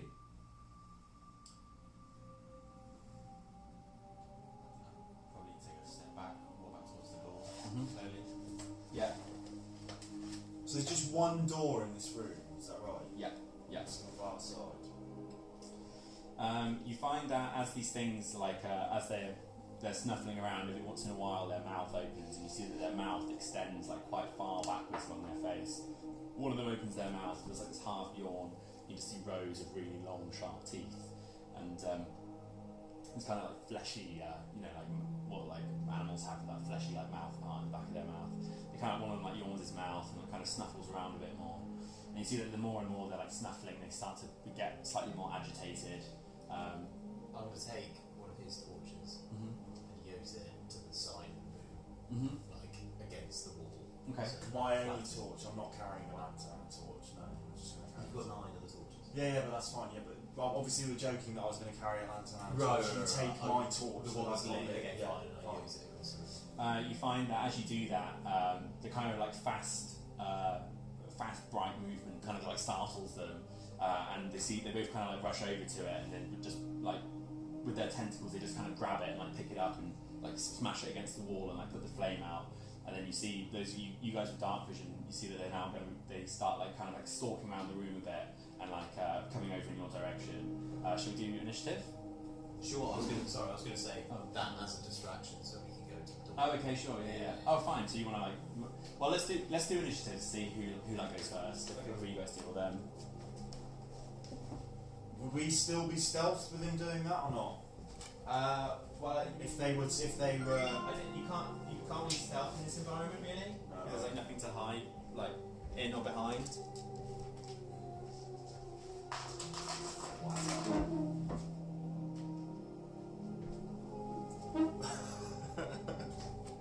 Yes. That's so funny. Only when I was trying to fit it in. Yeah, but it looks a bit shit.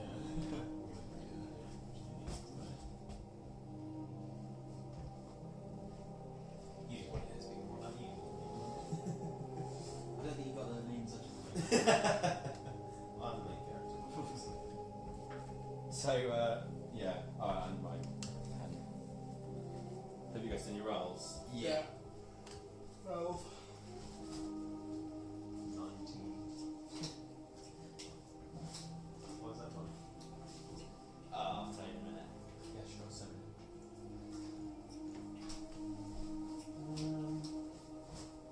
Got a whiteboard pen, no chance. Maybe in that thing. Tray.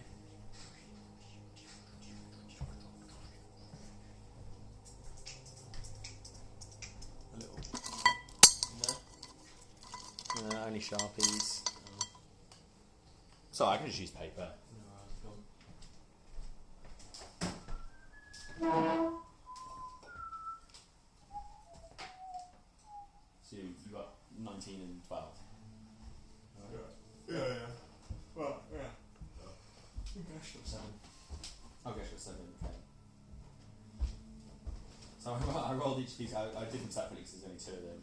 One of them got 2, one of them got a 1. So yeah, you guys are able to. Just in Are case you doing a wonder map as well, or? this is what they look like. Oh, Yeah, cool. sick. Big boys. Interesting. Let me just see closer. Ow! Good to know. Owlbears are like one of the poster childs of D&D, like one of the one of like the characters. Like, Owlbears? Yeah. Oh, okay, cool. Interesting.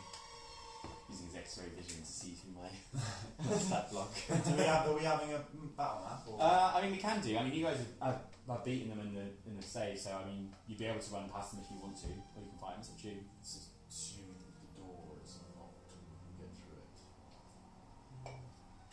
Should we flash on? Try. She's fine. Might be able to distract them if they're attracted by noise. Let's try and make our way past, shall we? Well, We got time to Like talk the- to it. yeah, shouldn't we be doing it? That was kind of the whole point of the torch. Yeah, It's yeah. like, Okay, yeah. So yeah, let's go. We're going. Yeah. So you guys dash over to the door, and you run over, and you go to open it, and it does seem to be locked. So I guess we'll go from here. Do any of you have anything that can like unlock doors? I've got a crowbar. time does, doesn't it? Yeah, and James, yes. I've got a crowbar. Is as good as I've got. Yeah, I mean you could literally just try and like Just try and literally just try try and and lock. yeah, You could fuck that sound on a stone door. Is it? It's a wooden door, is it? Oh, is it? Yeah, yeah. yeah, it's a wooden door. Either way, it's still gonna make Still gonna make loads of noise. Yeah. We don't have any whiteboard markers, do we? Well, there. This is the room thing. Also, like they're gonna know we're Oh, there, yeah, aren't for they? drawing, yeah. Like we've just dashed across the room. We've just distracted them for a minute. We can't hide. They're gonna see us. And they're gonna know we're there. They can't see. I don't think. Oh. That's why they've been like snuffling, and that's why Well, they're through. the torch. Oh, distracted them. yeah. But they didn't see us. Maybe they just have. Maybe they're like moles and they have like really shit sight. They can see light. So the door's here. So these guys are okay with the torch. We're back in the same stuff because we can't really talk without. Yeah, just Yeah, don't bother. Don't yeah, bother. yeah. I'm just gonna go for a wee. Don't talk about it too much. Right, guys, I think. Oh. I'll just message you with my message spell. But I think the idea is that we don't have much time to talk, right? Yeah, the whole point is 6 seconds, isn't it? Really, so Yeah. we shouldn't really. Yeah. I mean, 6 seconds. I mean, it would have been as soon as I saw the beasts, you know. Okay, well, just don't tell us what, but just do whatever you would do when you saw them, and we'll just have to react to that. What's the initiative order? Who's first? Well, Me. So did you- then both. Okay, so did you, as like a surprise round, will you have just dashed the torch across the room? I was doing that before we went into. Yeah, fine. sort Okay. of- So as soon as you saw him, you dashed it in, and now it's going to be your turn to do Yeah. whatever you. So we choose will to do. run to the door Yeah. to try it out. Yeah, fine. And now, I guess. Fine. Cool. Well, yeah, you act. Yeah, cool. We haven't. Just Little warrior.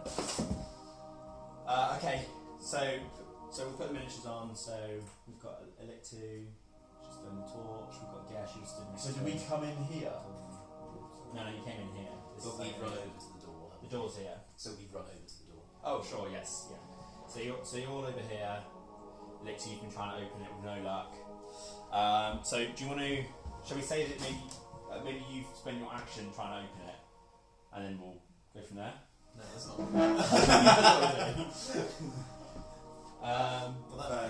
One is locked. Yes. Okay, fine. So And that's my go. should we say Yeah.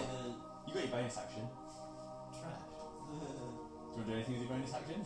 I'll probably go into a rage, I guess. Sure. Yeah. this fucking door? Why your feet don't look?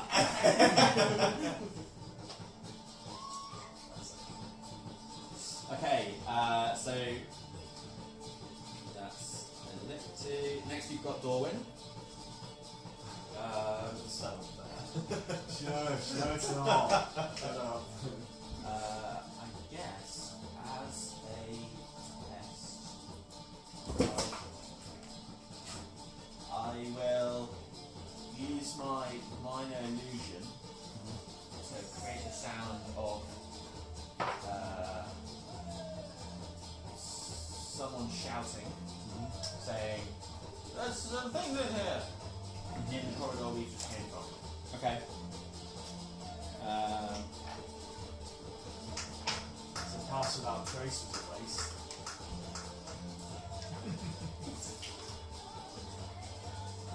Well, it was a reaction to the. And I'll also, because I can do both, I'll create the image of Enoch about here.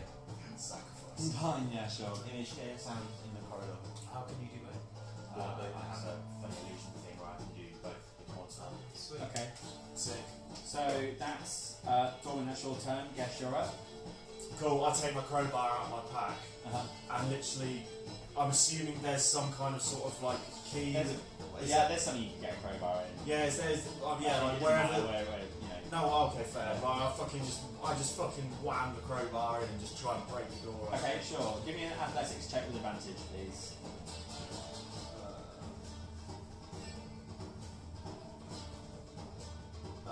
15. 15. Okay. So you find that you push against it, and you feel it like splinter slightly and kind of like crack, but it's not all the way open. Okay. Is Dragos doing anything? But yeah. So Oh, is the wolf miniature in there or not? It's in the big box. You left Oh, it yeah. last time. Put this on for Dragos. yeah, cool. So Dragos, yeah, literally fucking sprints over here and he starts fucking yelping and yamming and fucking like just chat loads of shit basically. Sure. Yeah. It's these guys next. So you find that. Should we just put that for Enoch? Yeah. Or the illusion of Enoch? Slightly fucked up my test, yeah. Yeah, I was going to say, completely undermined. See, one of them kind of like lets out this big snarl and comes running over to you. This one comes running over to you guys, like that, and begins making some attacks. So I'll do the ones next to you guys first. So it's going to make you see that it sees Gesh by the door. Oh, actually no, I'm there. I'm at the door. Yeah, Yeah. she's kind of behind us. Yeah. So it'd be like that, look. Yeah. So So you Eliptu was there and I've moved him out of the way, so Eliptu's now in front of the beast. yeah. So right, so basically. So with both of its tentacles, it's kind of like reaching over Elixir and going to grab you. seeing you fuck with the door, and then you in front of it is going to try and bite you. So these attacks against you, Ali. That misses. Oh, it's the same roll, so double miss. These two tentacles kind of like. Well, I'll do Will's first, so I was going to do it in one go. Oh, that definitely hits. You're having a good little session here. That's a good start. Can you give me a Constitution saving throw, please? Yeah. Just what you want. Yay. Just what you want to hear. I got 7 because of now 1. Okay. Okay, so you take. So you get fucked. Or So you take 9 points of damage, and you're also poisoned as well. So as this bite kind of clamps down, like maybe it like catches your arm, you feel this quite like it's quite like unpleasant. It's like not this immediately painful other than the bite, of course, but it kind of like you feel this stuff like kind of seep into your blood, and you kind of feel like it kind of makes you feel slightly nauseous as you're poisoned.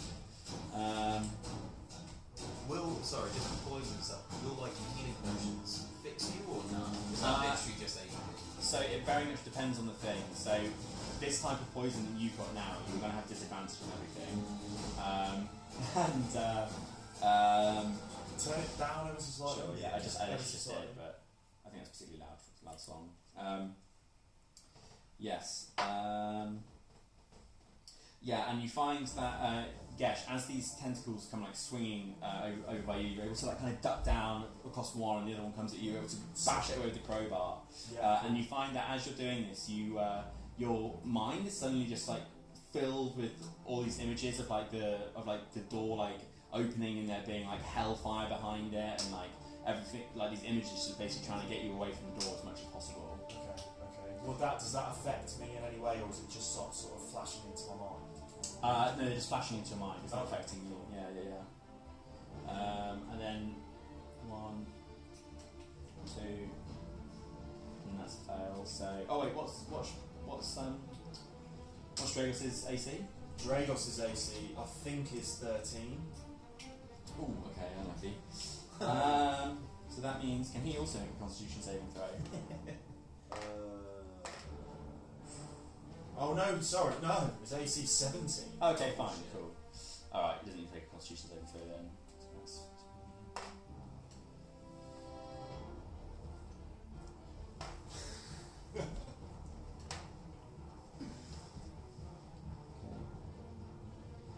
please can it make a oh wait oh yeah, how's that going? Oh, okay, we'll go with the original rules for now. Can you make a either an acrobatics or an athletics check, please, whichever one's higher? Dragos. Can you do 2, please? It doesn't specify those, so should I just go off my stats? Yeah, sure, do that for now. Okay. Do you want 2 of them? An 8 and a 6. Okay, so you find that as these tentacles grab, both of them grab Dragos. In the process, they've kind of got like teeth on them. They kind of crunch down onto him, and he takes 21 points of damage, and then as an additional to that, Well, despite the fact that because the bite was it the bite that missed, but Yeah. the tentacles hit, right? and then the 21 points of damage. yeah, the beast then picks up with its tentacles with Dragos, and it launches him into a nearby wall. Can you make a Constitution saving throw, please? Yeah. So they've got 4 attacks each. Well, they're dependent on. It's like if they hit On how more, shit they you get do. more stuff. If that makes sense. So it's Right, kind of like okay. it's like a risk, but if it pays off, it's a lot. Right, so if they Quite a get few you with the things happen to tentacles, they can then throw you. Yeah, Right. yeah. Okay. I'm not sure if it's technically on the same round or not, but I'm playing it as it is because it's cool. I think. A 9. 9. Okay, so That's fine.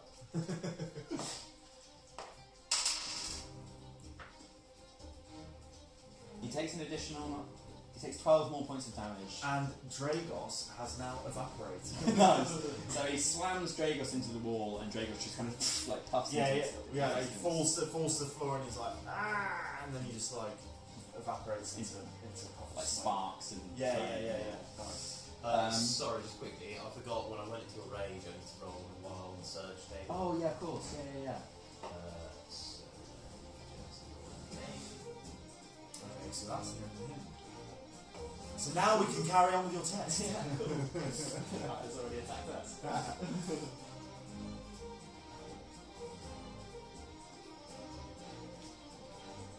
Okay.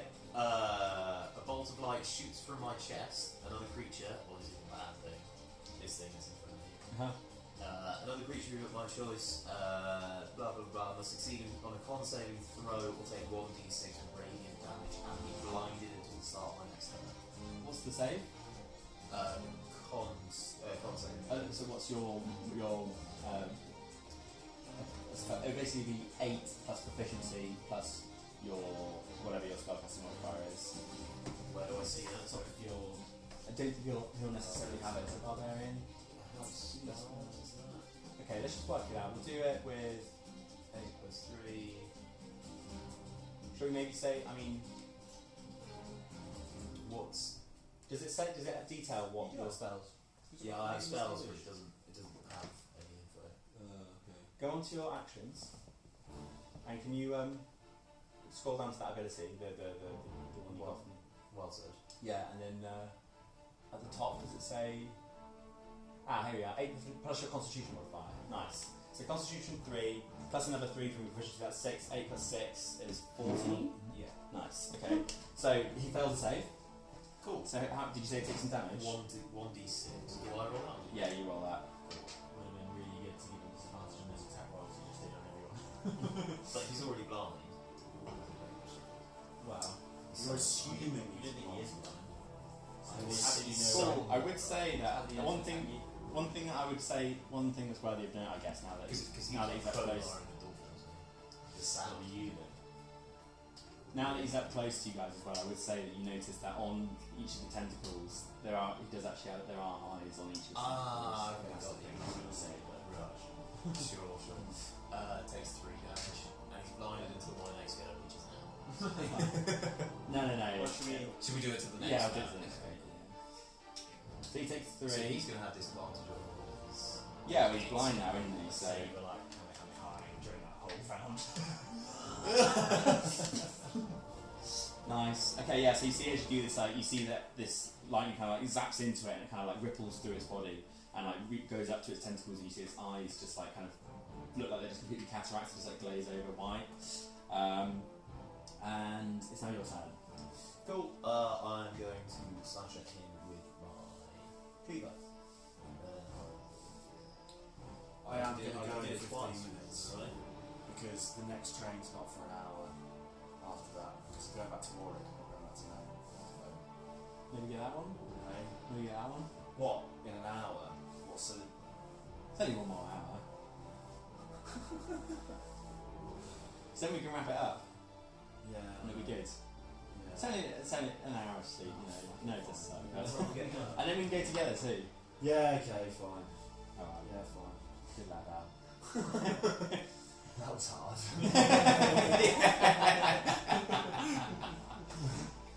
22's a hit. Nice, definitely hits. With You got your extra attack too. yeah, I'm going to do that in a second. So that's 15. And then 27 to hit. Hits. And then 17, so 32 bright damage. Oh, then did you add on your? Oh no, I haven't. So plus another 4, so that's 36 points of damage. Right. That's the 3 from your radiant thing. Yeah. 13 points of damage. So good. Jesus Christ. Nice. So you find that with your first swipe, it's able to kind of like deflect it with one of the tentacles, and then with the second one, you're kind of able to get it like under its thick shoulder. You kind of do a bit of an uppercut like into its shoulder, and as you do this, like this, you know, just red blood just kind of like dribbles out down its arm, and you see it kind of like lets out this moan and kind of like limps backwards slightly, but he still looks like he's going fairly strong. Next up is Dorwin. You've got these two big things, this one thing in front of you, like fucking these guys are like. Yeah. So I'll probably just like run into the corner. Yeah. I'll just run away. Who's next? Just so you know, where were you? I was here. The door seems like it's pretty like. You said that the door like It cracked, but it's not like all the way. It's kind of, has it moved at all? yeah, so you kind of like bent it. You bent it out. It's kind of like some of the wood's like splintered, but it hasn't fully broken. Okay, just bear that in mind, Dorwin. Okay, yeah, no, you're good. What are you thinking? Because it's basically its tentacle is a 10-foot range. So if you left that 10-foot range, you'd get an opportunity attack. Sure. So yeah, you're there. What do you want to do? I'm going to cast Phantasmal Force Okay. on this thing. What's that do? It creates a illusion that is only perceptible to the creature of choice, and the creature will rationalise any outcome of that thing to make itself believe it's real, and interact with that thing as if it is real, Sick. and also then take some psychic damage if the illusion is of a form that can deal damage. So I'm going to create an illusion of like a fucking drow or some scary thing that's nasty. Yeah, nice. Up on there. So it's got to make some kind of save, has it? Or not? Oh, intelligence. Okay, so I'm pretty hopeful. What's your save? 16. Yeah. Oh, so it rolls a 16, but it's got -2, so 14. Ah, nice. Yeah. Cool, yeah, so creating a drow like right here. It's going like Yeah, sure. and I think So you're not using that illusion in there for. still there. Oh, it's there. My illusion's not concentration, it's there for a minute. And yeah, there's still someone in the corridor shouting. It's just this whole time. Okay, so that's the drow's there, yeah. Sure, yeah. So Phantasmal Force is also a concentration spell too, You need to. as in are any of your others. Yeah, nothing I've got active now. That's what I meant. Yeah. I was having have other No, concentration. not my illusions. Fine. Okay, So cool. I think it takes. It says it takes damage on my turn. So it says here, each round on your turn, the phantasm can deal 1d6 psychic damage to the target if the phantom's area or within 5 feet of the phantom. Yep. So So yeah, you can make your phantom move over to it and attack it basically. It's within 5. Oh, cool. Yeah. Sure. Yeah. So go on then. Yeah, Did go that ahead. not start on the next turn? No, it's like casting a spell. So do it now. Right, okay. It doesn't say like on next turn. Yeah, It's just yeah. turn. So I guess it's still the turn, Yeah, a phantom created to appear as a creature can attack the target. Doesn't specify turn or anything. So yeah. Just 5 damage. Each round on your trail. Like slashing it, it's like, what the fuck? Yeah. And we just see nothing. We just see this thing go. Like looking towards us and Yeah. just like facing something directly in front of it and freaking out. Nice. Okay. Cool. Good one. Gesh. Okay, cool. Yeah, I'm literally just gonna like pull the crowbar out from where I've been doing it, and then take another full-on fucking swing into it, and just try and wham this fucking door open. All right. Cool. Give me your athletics. Yeah, athletics with advantage, please. Okay. 18. 18. Nice. Okay. So yeah, you kind of slam the crowbar into like right where the door meets the frame, and you yank it with like all your might, and the door just kind of like just like cracks open. And inside on the other side of this door, you see that It's there's a third one. It's another one. It's a tiny 5-foot room with one big there's this like large open room, and you see that there's like it's like more well structured. I can't see. You can see in here. It's lit. Oh, it is lit in here. Oh, sorry, I thought it wasn't. It's not lit where we were, but it's lit in the room we just opened. Yeah. In the But room I just would. open. But this whole time I wouldn't have been You able would to have been able see to it. throw by. But to be fair, your torch would still be going. Yeah, No, torch- no, but Oh, you it's said not that they that. run Yeah, over and they yeah. put it out. Yeah. Yeah. True. You've got plenty of torches. No, I think it's fair to say you can crowbar a door in the dark. Okay, Just fine. like wheel it in. I maybe would have done it. but Would not there have really been do some that. sort of residual light from maybe the hallway or something? Is there any light in Or it? like around the crack of the door, if that. Not enough. Yeah, I mean that would tell you where to hit, I guess. Yeah. Yeah. Okay. And as you open it up, you see you're greeted by this large open room, and on the far side there's so I'll tell you about what's on the right side first. There's like these all these like wooden benches and everything with like various sort of like alchemical devices like alembics and retorts and like pestle and mortars and things, and these big like windy glass tubes which are sort of connecting things together. And you see that there's a guy there, and he's kind of got these like golden robes on, and he's stood there and he's like holding what looks like magical fire in his hand, kind of like ready to attack it. It looks like he's like kind of looking aggressively towards you. And then over on the left side of the room, there's a number of beds, and in these beds there's various people lying that they look dead basically, and all of them look like they've got really bad cases of tar skin. So is the guy looking at us a real guy? Yeah, it's a real guy. Should I give him a thing? Is he over here on the right? Sure, yeah. As you do, he just says, phone ringing? He says, no, it's not me. Sure it wasn't the song. Yeah, maybe it's a song. Sounded like there's a phone, but... yeah, whatever. No one's phone's going off. Will, can I have a little bit of gin? Yeah. Is that alright? Yeah, that's This elven man just says, What business do you have coming here? Tell me why I shouldn't incinerate you now. Is he talking to me, by the way, because I'm just opening the door? yeah, you're still Yeah. there. Are you Tusk Greycross? He says, what business is it of yours? And he looks around and he sees like Electu like battling with these things, and he just says, Buffy, Nori, halt! and you see that they immediately just kind of like step back and like begin to like snuffle around the ground slightly again. Boffy was the name of the thing. Boffy and I got my Wart. cleaver from. Is it? Yeah. It's a common name in the beasts and whatnot. Hey, Buffy's cleaver. Yeah, and like, can I just say, guess that we wish you no ill, we just want some answers and some information. How big is the door you just bust through? How big? Yeah. Oh, like a normal sized door. Okay.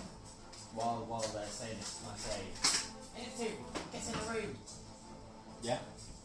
You go. So yeah, you go. But like, Yeah, that's but fine. he's like calling the things off.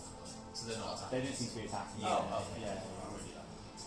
Right, I'll go to. Let's get something to Shep says you look cute.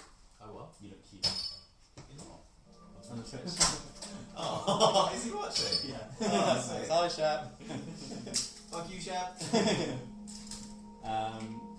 Yeah. Yeah. So he's you said you. What did you say? We just want answers. We wish you no ill, we just want answers and information. It's just. Okay. Oh, actually, that might have been a bit of ice. It's alright. Let me get the bubble. No, it will melt in it all. You've only a tiny drop. It's Alright, fine. fine. He says, why do you come here and attack my pets just for answers? They started it. He says, well, how did you even find this place? Anyone would know that you could pacify them simply with food. If only we'd encountered these beasts before. You see that his eyes narrow and like the flame in his hand kind of grows, and he says, Who sent you here? What you saying?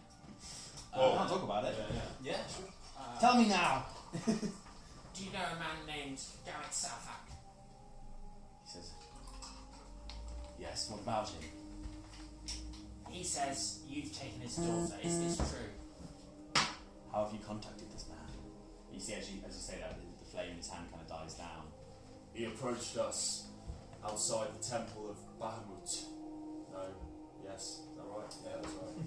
Yeah. As you say that, he just goes, "It's not possible," and he walks back over to the desk and he says, "If you mean me no harm, then come in." And you see he's just like rubbing his forehead like concerned. And he just turns around and he says, "Garrick's been dead for over a year." Well, What? who approached us in the street then asking for answers about his dead daughter? Do you know of his daughter, at least? He says, "Yes, she was under my care. She died under my care." You're gonna have to explain a whole lot more. As you say that, as you guys are like talking, so we'll show inside the room here. So you guys have just come into this door here. I was just using the lid as the room. Yeah, And Drake's dead. gone. He's over here. Alright, you're just going to have to imagine that there's tables around here and like beds over in this direction. As you guys are kind of stood talking, you see that Garrett just materialises in front of you here. And you see that he's just like, his whole form, he's not like shy or timid in any way. He's kind of this like slightly glowing structure. He just says, "You killed my daughter!" and just rushes at him, and immediately like his hands go around his throat and begin throttling him. What would you like to do? And this guy just materialises in front of us and looks nothing like the guy who approached No, us. it looks like him, but he's like not timid or shy. He's just like okay. like his cloak is like billowing. He's just this huge figure, basically. I'm gonna get run over and drag him off. Sure, yeah. Shall we do let's do initiative? Oh, okay. Yeah. Let's go. I knew I didn't trust that guy. You don't really trust anyone? Yeah. I got 19. 13. I got 8.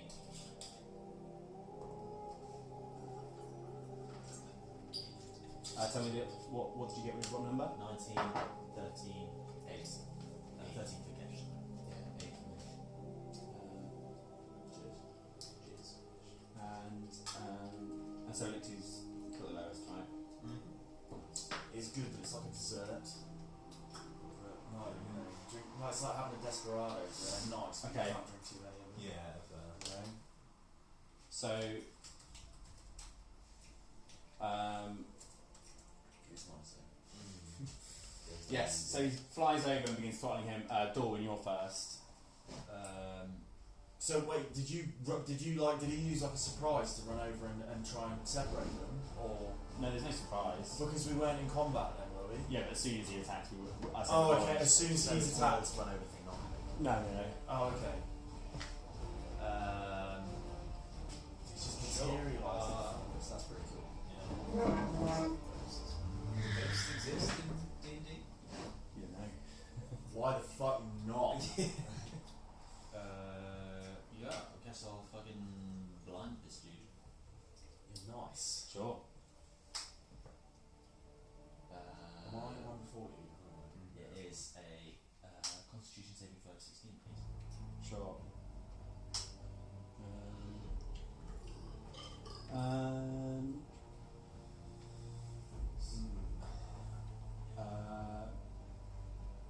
Constitution, did you say? Yeah. You made a save.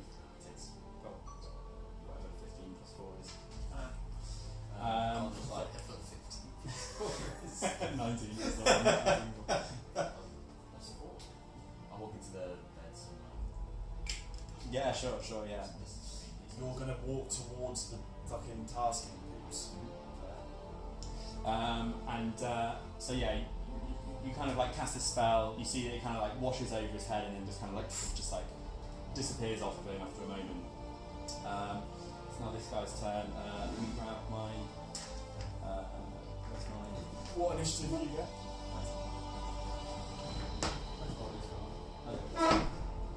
That's a 6. That's a 4. That's a 1. Is that 12? That was that 12? No, that's 12. Oh. Oh, fuck's sake. What the fuck? Have you been rolling? No, just that last one I rolled the wrong dice. Oh well, it's fine. I didn't get very good for initiative. Yeah, for initiative. What did you get? Got 13. No, I rolled that. Oh no, I did roll well. Yeah, you got 13. It's a cool dice thing. So you Oh, find which ones? Cool. You look over and you see. As you guys look over, you see Garrick just like choking Tuss, and Tuss like tries to break free but can't.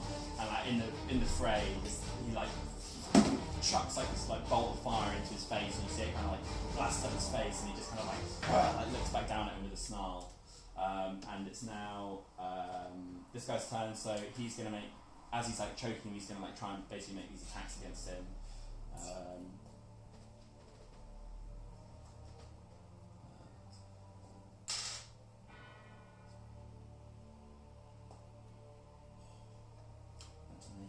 Oh. Ruh-roh.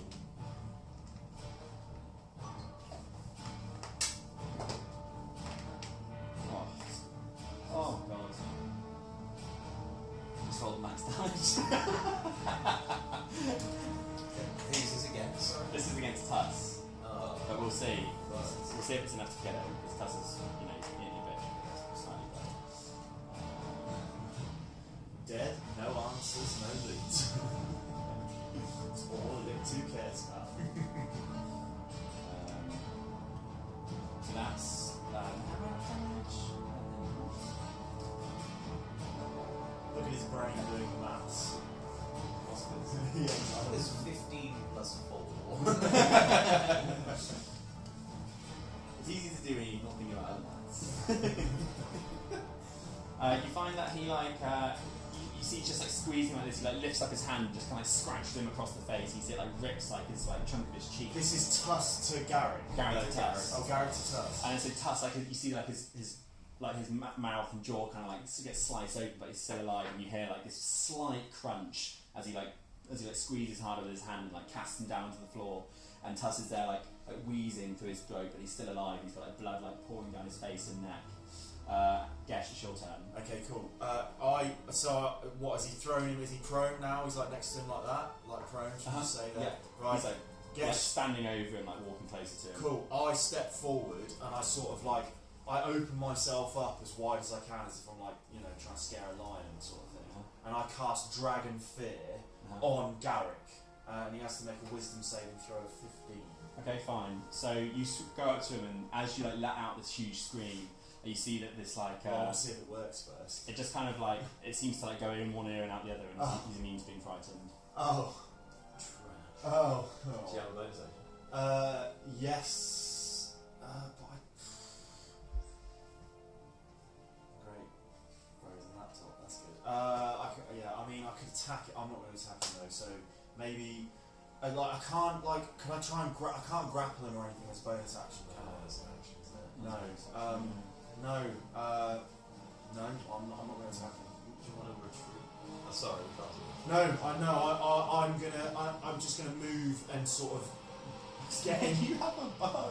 Yeah, Stop I it! know. No, I keep getting hit all the time. Just be a melee character.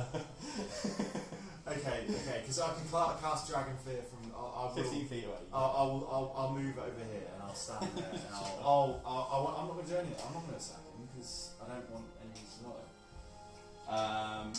Okay. Elliptic short turn. Cool. I'm gonna run over to. I'm still raging, right? Or no? Yeah. I'm gonna run over to him and try and grab. Where did you go? That's my full action, is it? Uh-huh. Or no, fuck it. I'm just gonna cleaver him. Why not? He just did like so much damage to that dude. Oh fuck. Yeah, oh, 13 to hit. Just hits. Nice. And that does.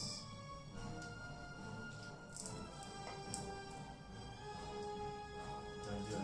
Don't fucking do That it. does 16 points of Don't damage, fucking do it. and for a second attack. Oh, 10 to hit. 16, okay. Oh, sorry, 18. 18. Yeah, Oh, sorry, yeah, sure. Oi. That's my fucking character, bitch. Nice. So you go up and you find that the cleaver, like you like it was like slashing kind of like across his like glute and thigh, and you see kind of like that like lets out a bit of like a grunt, but his eyes like, the whole time are just focused on Tuss.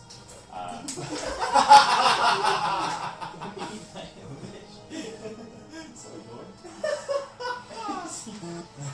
Literally, he just sat there and just fucking swiped him.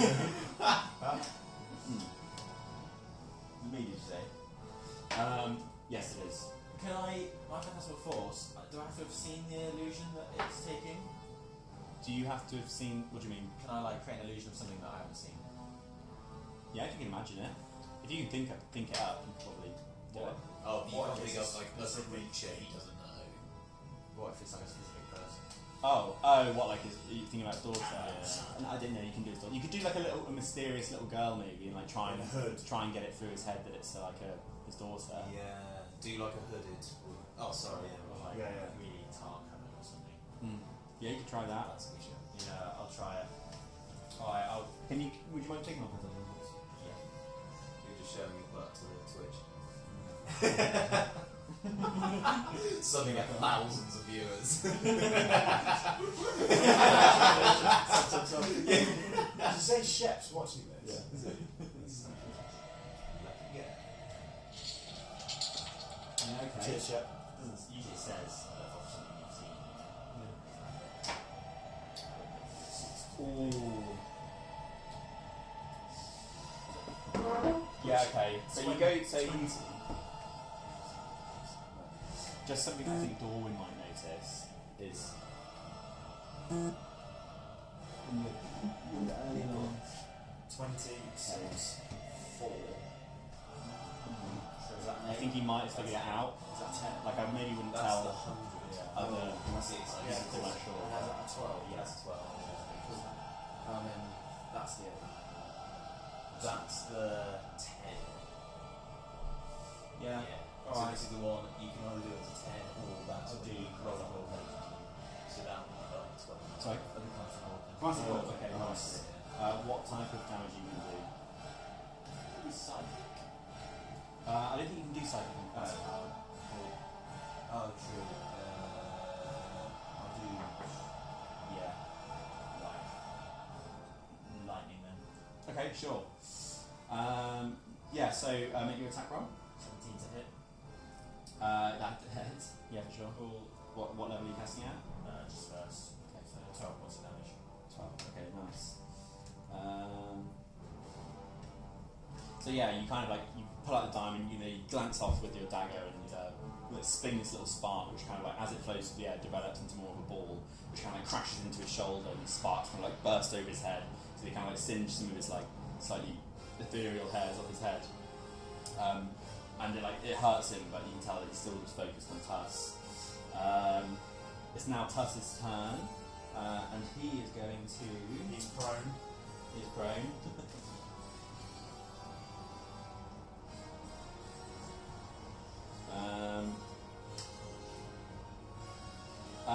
You see that Tuss just like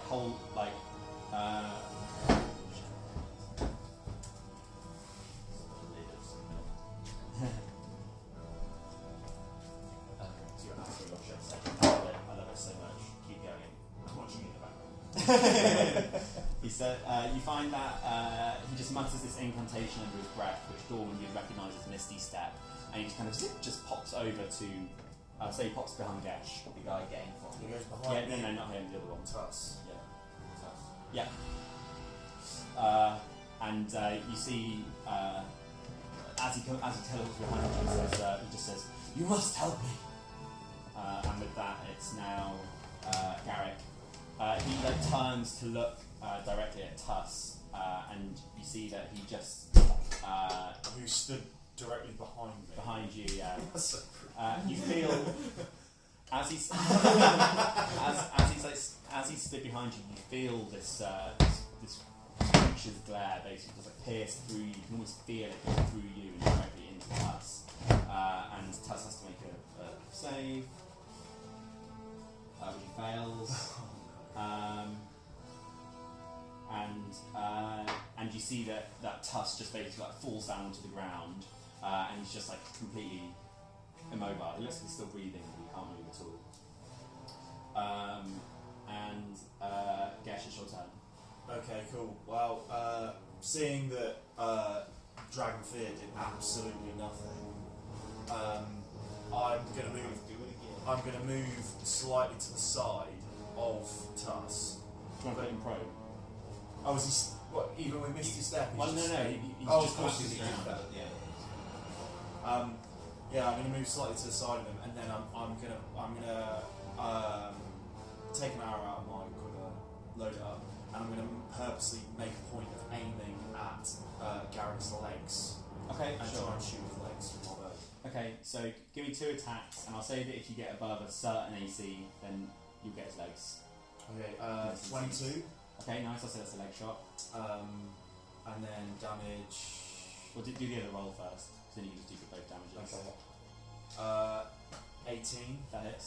Yeah. I'll say it's not a leg shot, but So the first one will be in one of the legs, and the first, and the next one will be like the abdomen. Yeah.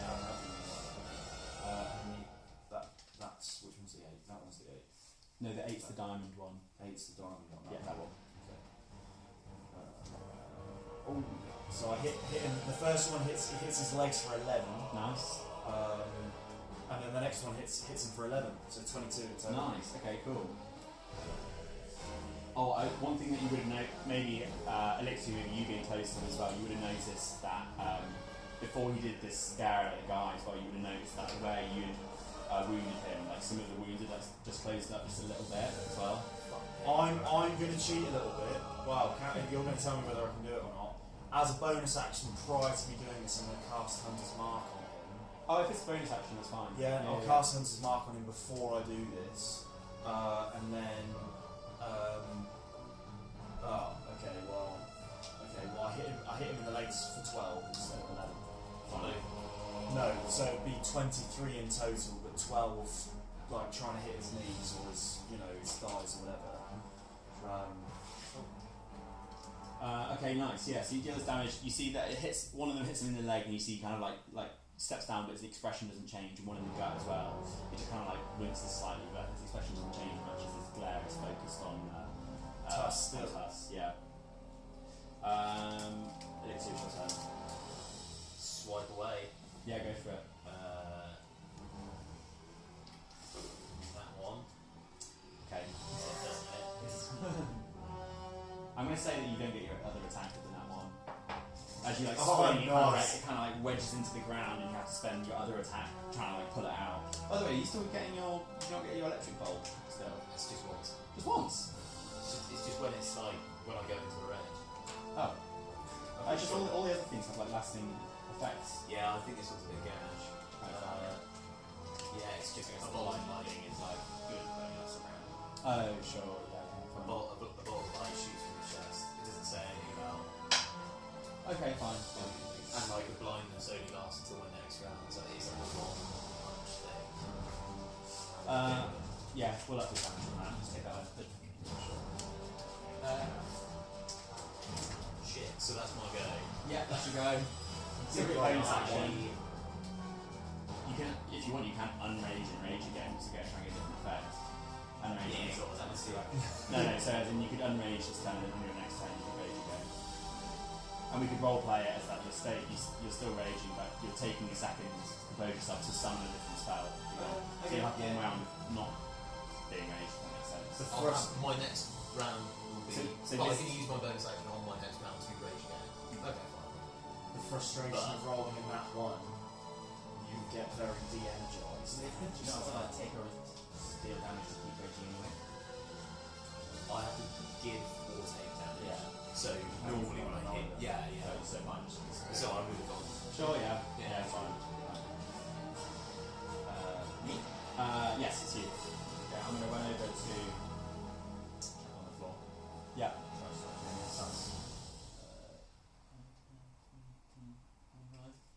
I'm going to cast invisibility Mm-hmm. at 3rd level Mm-hmm. and make both of us invisible. Okay, sure. Not me. Oh, you're not. Get rid. He's not like unconscious or anything. He's just been knocked out. Or was he? Did he like pass out? He's paralysed. Oh, okay. Yeah. I'm going to make us both invisible and I'm going to lift him up. Stick him in my shoulder. Okay, sure, yeah. I'm going to say That is that. so strong. Can you lift him? I'm going to say that. Well, as long as it's only 270 pounds. Yes, but it will. Isn't that like incumbent? Yeah, so Might be 5 feet. yeah, it's going to be 5 feet. It's 25 feet. Trash. Okay, so you've got how much movement did you use already? All of it basically, so I just picked him up and highway anyway. Alright, sure. It's now Tuss's turn, he's paralysed, can't do anything. He gets off me.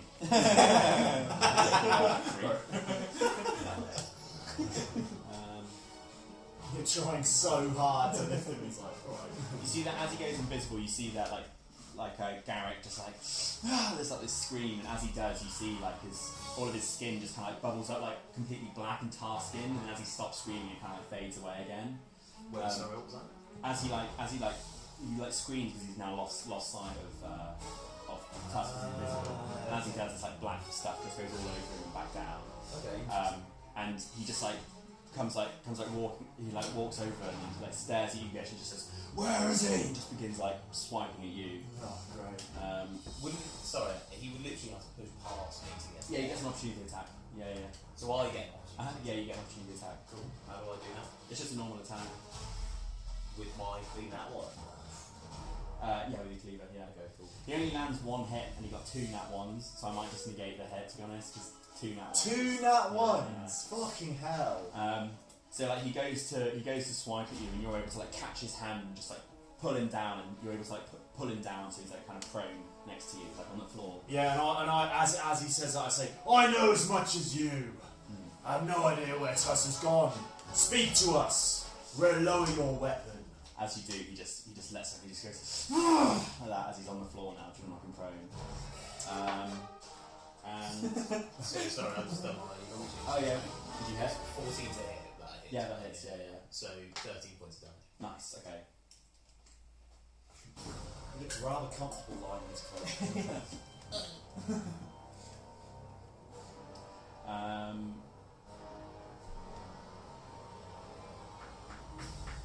Okay. All right. Who just went? Electu. Yeah. No, it was Garrick. So yeah, just now your turn. Just take it off that thing. So what thing? That thing he's trying to get, he's going to try and put it in there. Just chuck it in the bin. Sure. Thanks for the Okay, roll for acrobatics. You fail. That one. Yeah. That one. Do I have any kind of advantage trying to grapple him if he's prone? Yes. Yeah. Fuck it. Yeah. Yeah. Well, if we're going by the new rules where it's both you hit, then yeah, you'd have advantage on the And so how does grappling work? Well, I'm still trying to figure out the rules, because those previous creatures, they grapple on certain those like things, but it seemed weird that you wouldn't have a chance to escape it. So I'm wondering how that works, because otherwise it'd just be an attack and they hit you with grapple. So I'll pick and choose. In this moment, I'll say if you can land a melee attack, then you grapple him. Land a melee attack. Okay, fine. 21 to hit. Yeah, sure. Okay, cool. Well, yeah, I'm just gonna fucking dive on him and just literally like try and wrap myself one arm around his neck, and then try and get both of his arms behind his back and just hold him and just say, Lower your weapon and speak to us with reason. As you do this, he's literally just like resisting with all his might, just like yelling out at you, trying to get out.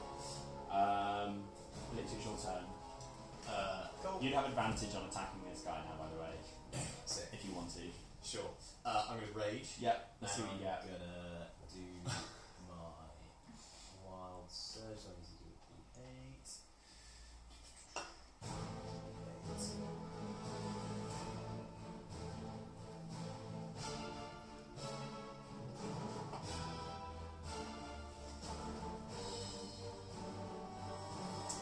Oh, cool. Whenever a creature hits you with an attack roll before your rage ends, that creature takes 1d6 force damage as magic lashes out in retribution. Okay. So is that? Sorry, can you say that? That's if Whenever he a attacks creature you. hits me, they take 1d6 of damage Okay. as force damage as magic lashes out. Just try and remember that, and I guess, as a reaction to him attacking you if he attacks you again. Okay. Nice. So you've raged. You're going over. Yeah, I'm going to go over. I'm just going to cleaver his stomach Yeah. Nice. while trying to avoid getting arms. But not that. I'm underneath him. Yeah, so your he's- hands are wrapped around him, Fair. right? So Yeah. I've got one around his. No, actually, I've got one just around his neck and the other one's Yeah. behind him, and then the rest of his So body okay, is just on top of me. So I'll it's go like a straight nice for his open neck target. then. What, where my arm? Yes. 26 to hit, so that hits. Which does. Maybe do both attacks first, and then you can do all the damage in one go.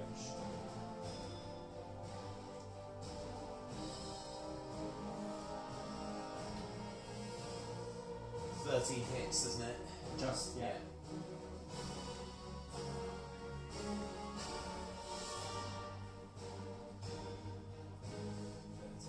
28 points of damage. Oh, you did volume damage with you. Yeah, Nice. How much? 28. Nice. Okay. Nice. So yeah, you're just cleaning where you see, find that as your first blade, as you go in, he like kind of backs it slightly, and then the second one, like as you cleave in, it's like goes into his torso, and you see as it does, this kind of like bluish blood just kind of like comes pouring out like down his sides. By the way, after you grappled him as well, he feels like weirdly like cold, like he almost doesn't have a form, sort of thing. Nice one. That's good going. Dawn, it's your turn. On your turn, you notice that that Tuss, he's like trying to mumble some shit at you. I'm going to make a Constitution save to see if he can get this word out. He can't. He's like trying to say something to you, but he's just too paralysed. Sure. Yeah. Okay. What are you doing?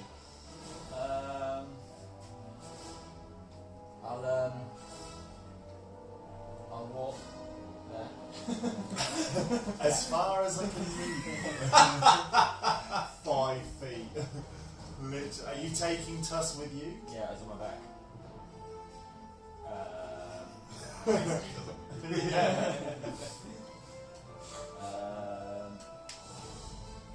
And I'll use dash when you're encumbered.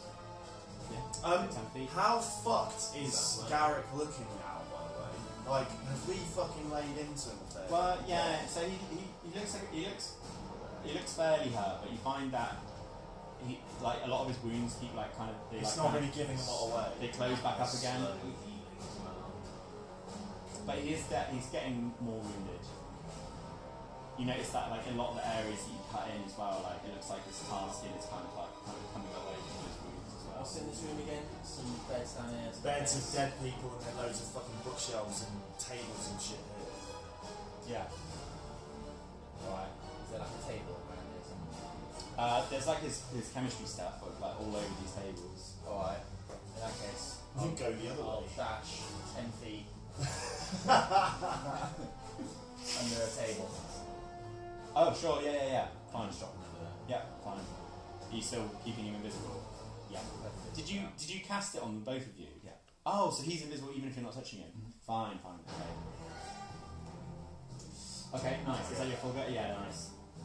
Okay, so it's now Tuss's turn. I'll say that I'm going to give him another opportunity given it's his go, so he can try and squeeze something out here.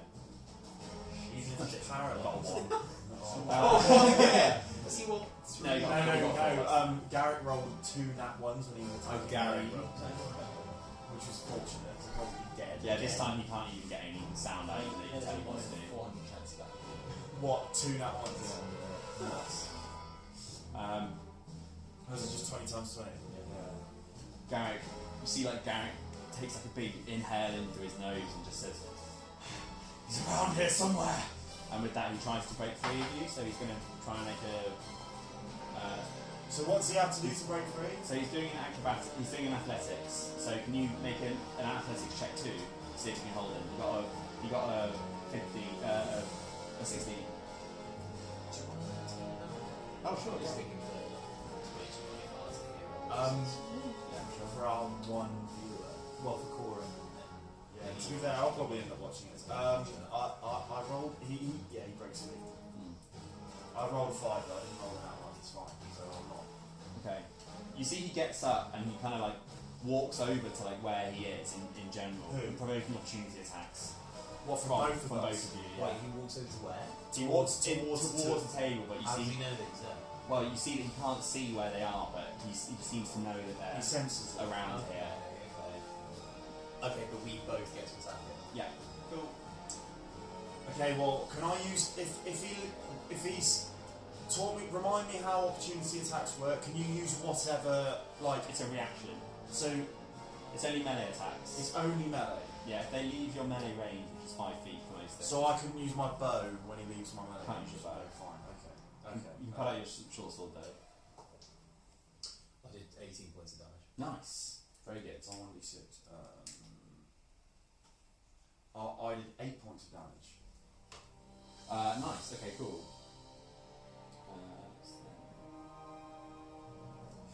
All right. If on sorry, real quick. If on someone's go, they go within your melee range and then leave it. Is that much easier too? Yeah. Whenever you leave there, obviously you're invisible, so it doesn't count. If you wanted to get away. Oh yeah. Okay. So it's now Gesh's turn. So, I mean, should we just do you and then Gesh since you're next to each other anyway?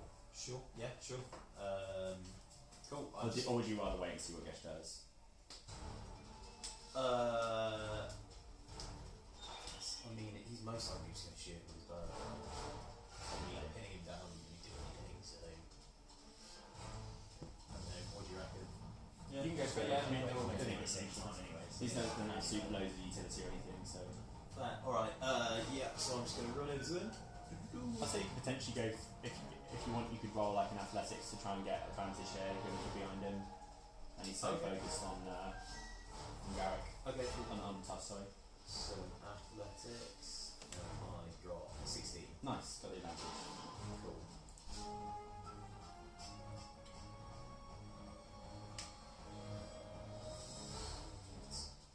Yeah, they both hit without advantage. So wait, advantage is just on the whether or not it hits, isn't it? It's not on the actual damage. Yes, yeah. Cool.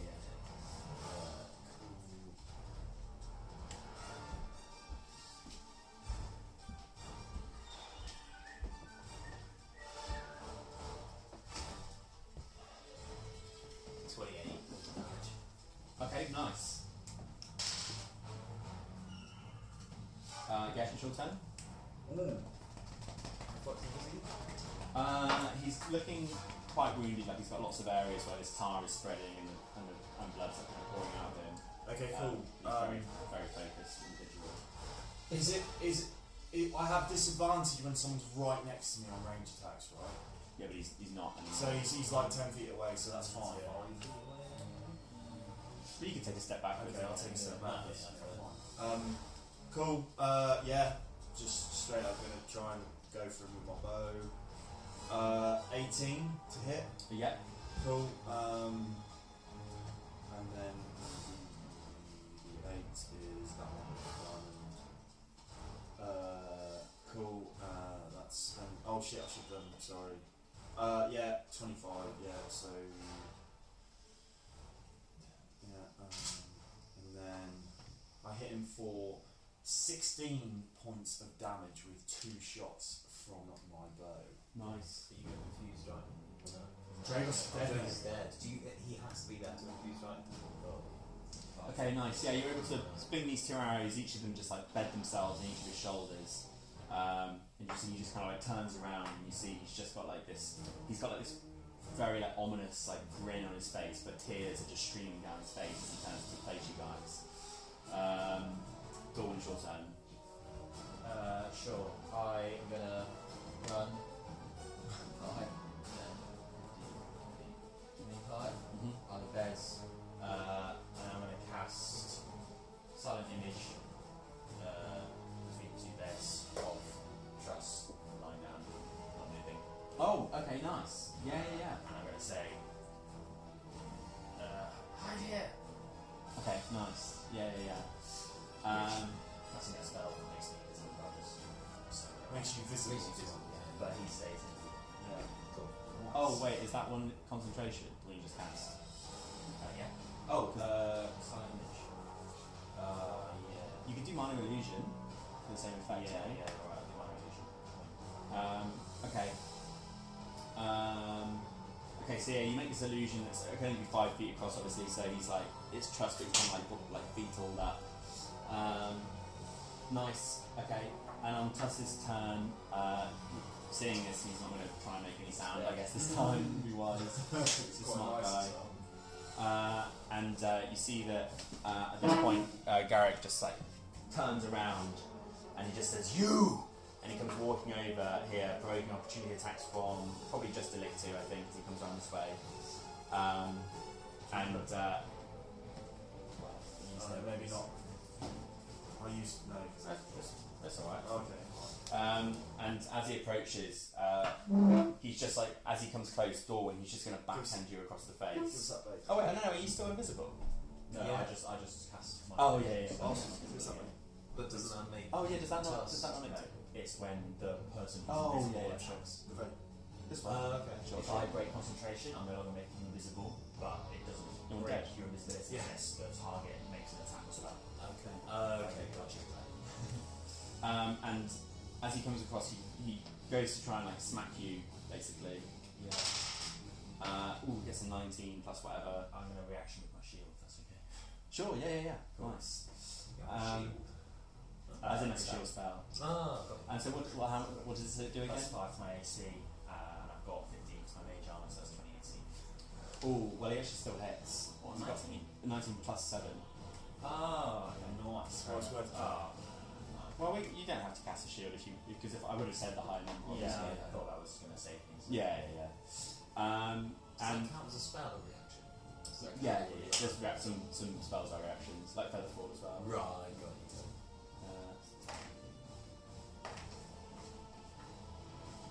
So you just take 8 points of damage, but he smacks you with enough force to kind of like bash you against the wall. So move yourself further away, like against the wall, basically. Do you know what I mean? It tastes like tobacco. Actually, not. Can I try yours? When they get a bit low, they get a bit sort of like metallic-y and Yeah. loose. What flavour you got in this? Bluegrass. How much was this? 12 pounds. And how much are the refills? So it was like £10 for 3 pots. Each pot has like 5 refills worth in it, and a little capsule at the top. Yeah. So as he like smacks you to one side, he then like turns and like goes to like attack Tuss on the floor, but you see he just kind of You passes link- through it. literally And comes with that really, as he just like lets out a cry and more like tears and wailing just begin to like fall out his face. It's pretty nice. And Yeah, it works well. It gets like as the pot. Sorry. I was No, going to say no, it's no, something no, that kind of sort of relates to you. As Garrick kind of falls into the illusion, Tuss sees that Garrick will have sort of figured this out quickly. He once again tries to let out a little whine, which he still can't do. He's too paralysed. So yeah, he just like lets out this little murmuring sound you can barely hear. On his turn, you see that as he's lying there, some of those wounds begin to like seal up again a little bit more. And he just like turns to you, Dorwin, and just no, he just had his go, didn't he? Yeah. And then now it's Gesh, sorry. Oh, it's my turn. Yeah. Okay, so again, staying put. Oh fuck! I didn't use my hands for mark damage. Oh well. Oh, by the way, sorry, I did my No. Okay, cool. So that hits, and that hits. Okay, cool. So D8.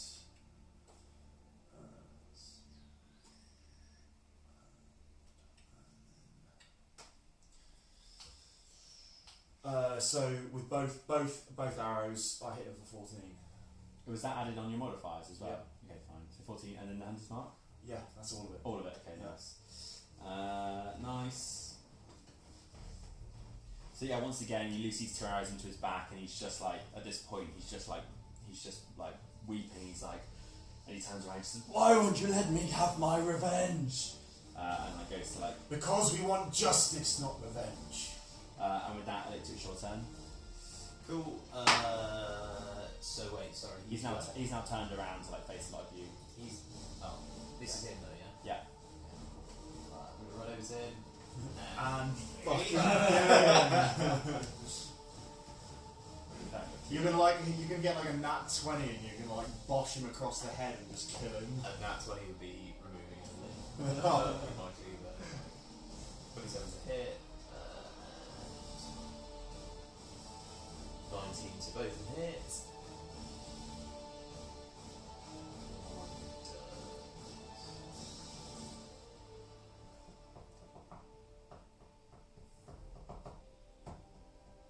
And 31 points of damage. 31 Yeah. in total. Yeah. Nice. So you find that as you stand in front of him. If that's going to kill him, by the way, is that going to kill him? Mhm. Can I knock him unconscious? Yeah, if you want. Is that possible with this guy?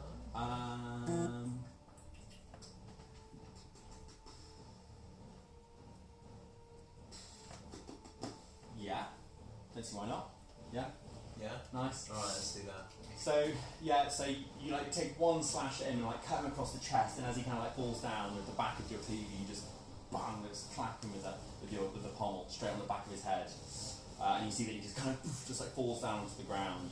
You see his physical form like tar kind of like spreads over it, and he's just kind of lying there on the ground, and you see he's kind of got these like slight etherealness about him. He's unconscious. It seems that he actually does have this sort of like physical body. Even though Is he on his arms? But yeah, he's unconscious. lying on his So that's combat over basically. Cool. Nice. Sweet, well done. Nice. GG. Nice. Okay, yeah. So. I should have the opportunity attack, so I was trying to aim through their thing. Oh, fine. Okay. Sure. So yeah, I mean, what would you guys like to do? Should we check on Tuss, I guess? Yeah. Let's go and make Yeah. sure he's alright. Let's revive Tuss. Sure. So you drop the concentration on the invisibility. Should we say we like? Boring. Should we say we like move over to Tuss and like resuscitate him? Maybe I'll cast heal wounds on him to try and remove his paralysis. How much health do you give him? Does heal wounds stop like paralysis? Is that? Or is that No. You'll just have to like try and waz him out of it a little bit, I guess. We have to waz on him. Yeah, you got waz him. It's like great restoration. Can I sort of shout like as I move over? I sort of say, Elictu, make sure you tie Garrick down in case he becomes conscious again. I think I left my rope on Thrasher. Yeah. Okay. With you saying that, You've got rope. with you saying that, I get rope out of my pack and I throw it. Yeah, we did. Do you want to say that you like take some time to like strap the rope over him almost like a hot like? Yeah, I'll kind of because are there any free beds? Yeah, there's 3 beds. Yeah. I'll go and put him on one of the. Or wait, do I have like gloves and shit on? No, I don't think so. Do you have gloves? I don't know. My character rather than thingy does. Oh, okay, fair enough. Because you said that you've got like leather gloves on. Yeah, I don't want to touch him because he looks like he's got the tarsing. Yeah. So I'm gonna put this on. Yeah, I know. I thought that when he was like looking his ear. Yeah, I'm gonna put him on one of the beds and tie him down there. I heal Tuss for 11 points. Nice. Okay, cool. Do you need to go to by the way? We've got about 20 minutes. Oh, okay. Where's the train from? Moore Street. Oh, That's with I've accounted for the walk as well. okay. The walk's like 20 minutes. Yeah. Wow. Could you give us a lift? Yeah. Yeah. Well, that's fair. Okay, yeah. So you find. So I mean, you don't have to de-invisible Tusk if you want. No, I may as well then. Just guys where it's tied up. All right, yeah. So he's tied to the bed, and So yeah, I pull him out from underneath the table, and then I just cast heal wounds on him. you find it takes 10 minutes or so of him like kind of murmuring before he's still paralyzed, but he's kind of just able to like, you know, get his head active and like his toes wiggling and stuff, and he's able to kind of talk slightly slurred. And he just says, Why did you bring him here? I'm over here. You got like. well, no, I mean, you would say you could. Okay, we're yeah, it's yeah. 10 minutes. So. It's been 10 minutes, yeah. What's going on with Garrick? Is he tied up? Have you tied him up? I've tied him up on one of the beds. You tied him up on one of the beds. Yeah. Okay, right. So he's like. We didn't mean to bring him here. We didn't realise he followed us. What is he? He's within what you I would say, say. we were under the impression that you had taken his daughter. We were not to know better. He says, yes. I took his daughter. I took him in too. Both of them were afflicted with a bad case of tar skin. I couldn't do anything for his daughter, and shortly after I couldn't do anything for him. Why does he carry such fury? He says, those who get afflicted by this illness often don't think straight. Somehow, they thought that whatever I'd done had killed his daughter, and he has returned as a revenant. A revenant? Yeah, what's a revenant? A revenant is when a spirit has undone business on life, and it has one final person it must avenge. It will rise, and it will hunt that person down to the end of time. So we should probably kill him then. No. I can't no. What you've done is good. You will need to hold him here as much as possible. Should their body get destroyed, their soul can find another to possess, and he will keep coming back. So how are you able to have such intimate interactions with these afflicted and yet not contract the disease yourself? He says that's something I've been trying to work out myself. I think it's partly due to my elven blood, but also partly... What is he? Is he a... He's an elf. He's an elf. He says, but also it may be due to my close proximity to the divine magics. I don't doubt the gods protect me here. So what do we do about him then? Is he just gonna be here tied up forever? He says, I will think of a plan. If you would be willing, I may call on your aid. If you could if there's any chance you could undo this curse you have afflicted upon me, I believe you may owe me. Okay. The curse, what this paralysis that Garrick cast on you, is that what you speak of? No, not the paralysis. His unyielding, never-ending vengeance. You see, I don't know how it gotten in here. My place is closely guarded with divination magic. It's said that revenants can always find the location of those they seek. However, I thought I was better protected. I have no doubt that he used you as a key. So he was gonna find his way in here no matter what. You can't really blame us. As you do that, he kind of like looks with you with a bit of vitriol and he says, "And who broke my magic spell on the door?" Well, it was a pretty fucking easy spell to break. Maybe you should consider learning how to do magic properly. He says, "Well, either way, he defended me from Guess Garrett right, for well over a year, and yet you were the one to summon him here. Well, I'm just too fucking smart for you. You are too smart, and also entirely to blame." So who was it that approached us in the streets? Well, the Revenant is known to take on a physical form. It could well have been Garrick's body itself. Sounds like you have a score to settle with Garrick. It says the only score that can be settled with a Revenant is the death of the one they seek, and that's not a price I'm willing to pay. So you're trying to help these people with the tar skin. How's that going? Well, as I'm sure you've seen on the streets, it's going poorly. None of my patients are recovering. However, I'm making small steps here and there. Although so far it's just been death after death.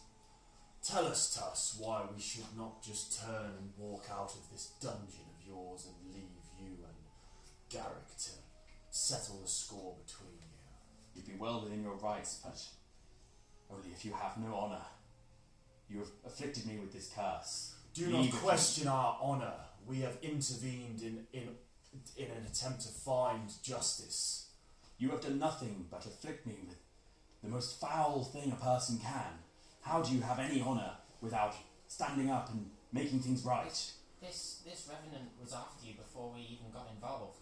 All we did was save you from having to protect yourself for the rest of time. I was always willing to protect myself. Nobody knows, very few people know of this place. Only people I invite can get here. I personally think this is a better outcome than having to live in a dungeon with sick people for the rest of your life. This is maybe for you, but I actually want to make a difference in the world. We still provide that opportunity for you, but otherwise you would be hiding for the rest of the time. Says that is a fate I'm willing to succumb to. And how does one get rid of a revenant without appeasing their desire? He says, well, it's something that I will have to look into. There is one way that I know of, however, it's incredibly rare, and, well, it's just not an option. However, I'm sure there must be a way. I will seek counsel with the divine, and see if I can learn anything of this, to rid me of this curse, as I can only say, all I've ever done is try to help Garrick and his daughter. Will Garrick be able to leave the body that he is currently embodying and take on another form? He says again, this is something I must look into, but as far as I understand, once they are in a physical form, they are not at liberty to leave unless the body should be destroyed. Well then, why not? Why should we not just leave him tied up and let you sort this problem out for yourself? He says, well, that's mostly my plan for now. I'm only asking for your assistance should I think of something better. Well, we've seen the danger that these things can cause. We, of course, wouldn't want that for anyone. If there is anything we can do, we'll be in the city for a couple of days, I imagine. But after that, I'm afraid you'll be on your own. He says, very well. I'll have my methods of contacting you. You can choose whether to help me when the time arises. For now, would you mind heading over to the drawer at the back of the cupboard there? In there should be a potion which should rid me of my paralysis. No, Dorwin. Hold on there. Before you move on helping this man, he still continues to claim that we have ruined his life and we have made things hard for him. You are lying there in a state of paralysis and you accuse us of having made your life worse. Why would we not plunder or destroy your dungeon and leave you to the fate of Garrick? You'd be well within your rights to. There's nothing I can do to stop you. Then maybe you should address us in a more kind manner. Or maybe I wouldn't want to lie to the people that I'm trying to get me to help. I appreciate your honesty. No, it's not. Dorwin, get the potion. Yeah, nice! I like. Yeah.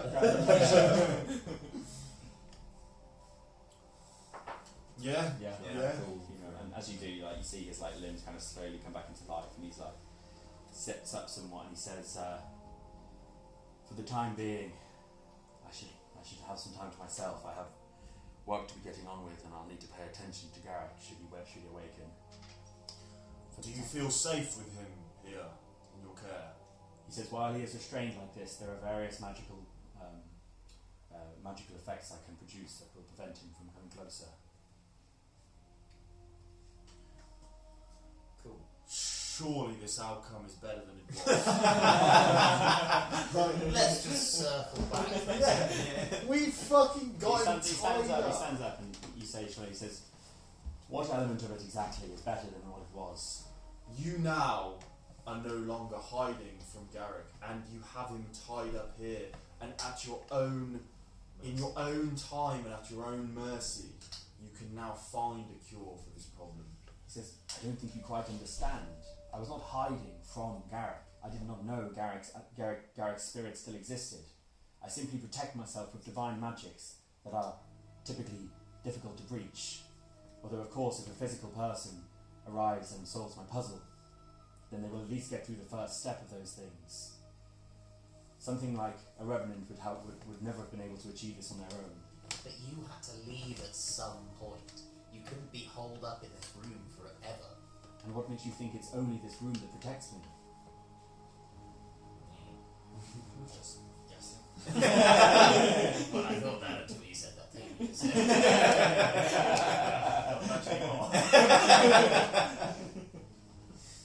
He says, look, I understand that you were trying to help the situation here, and it has backfired. And for that's not for why I bear you ill will. However, I would hold it against you should you choose not to help me over the coming weeks, should I figure out some sort of way to rid myself of this revenant. He says, now, I encourage you to leave this place, and please tell no one of it, lest something similar should happen again. Just like ending this broken door.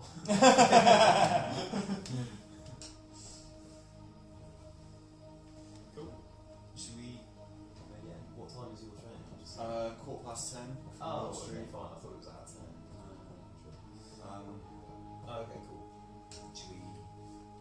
I don't really know. Yeah, the way I see it, we have served Garrick to you on a plate, and he is now yours to do with as you wish. And just turn and walk away. Just before we go, Garrick did promise us lots of treasure for killing you. Do you offer anything similar, seeing as we've saved your life? He says, I offer you nothing, but I do know where Garrick took residence. Ah, well. In this place. This place! I'll mark it on your map. Anything turn left over the road, you'll find it. As Gesh is, way to explain these things well, because there's just no way. as Gesh is leaving, I sort of turn and say to Alictu, I'm not about to plunder a man's house. We literally did that last session. I know, and I wasn't there. He was just shaking his head at those. Alright, so. You should just make up some shit.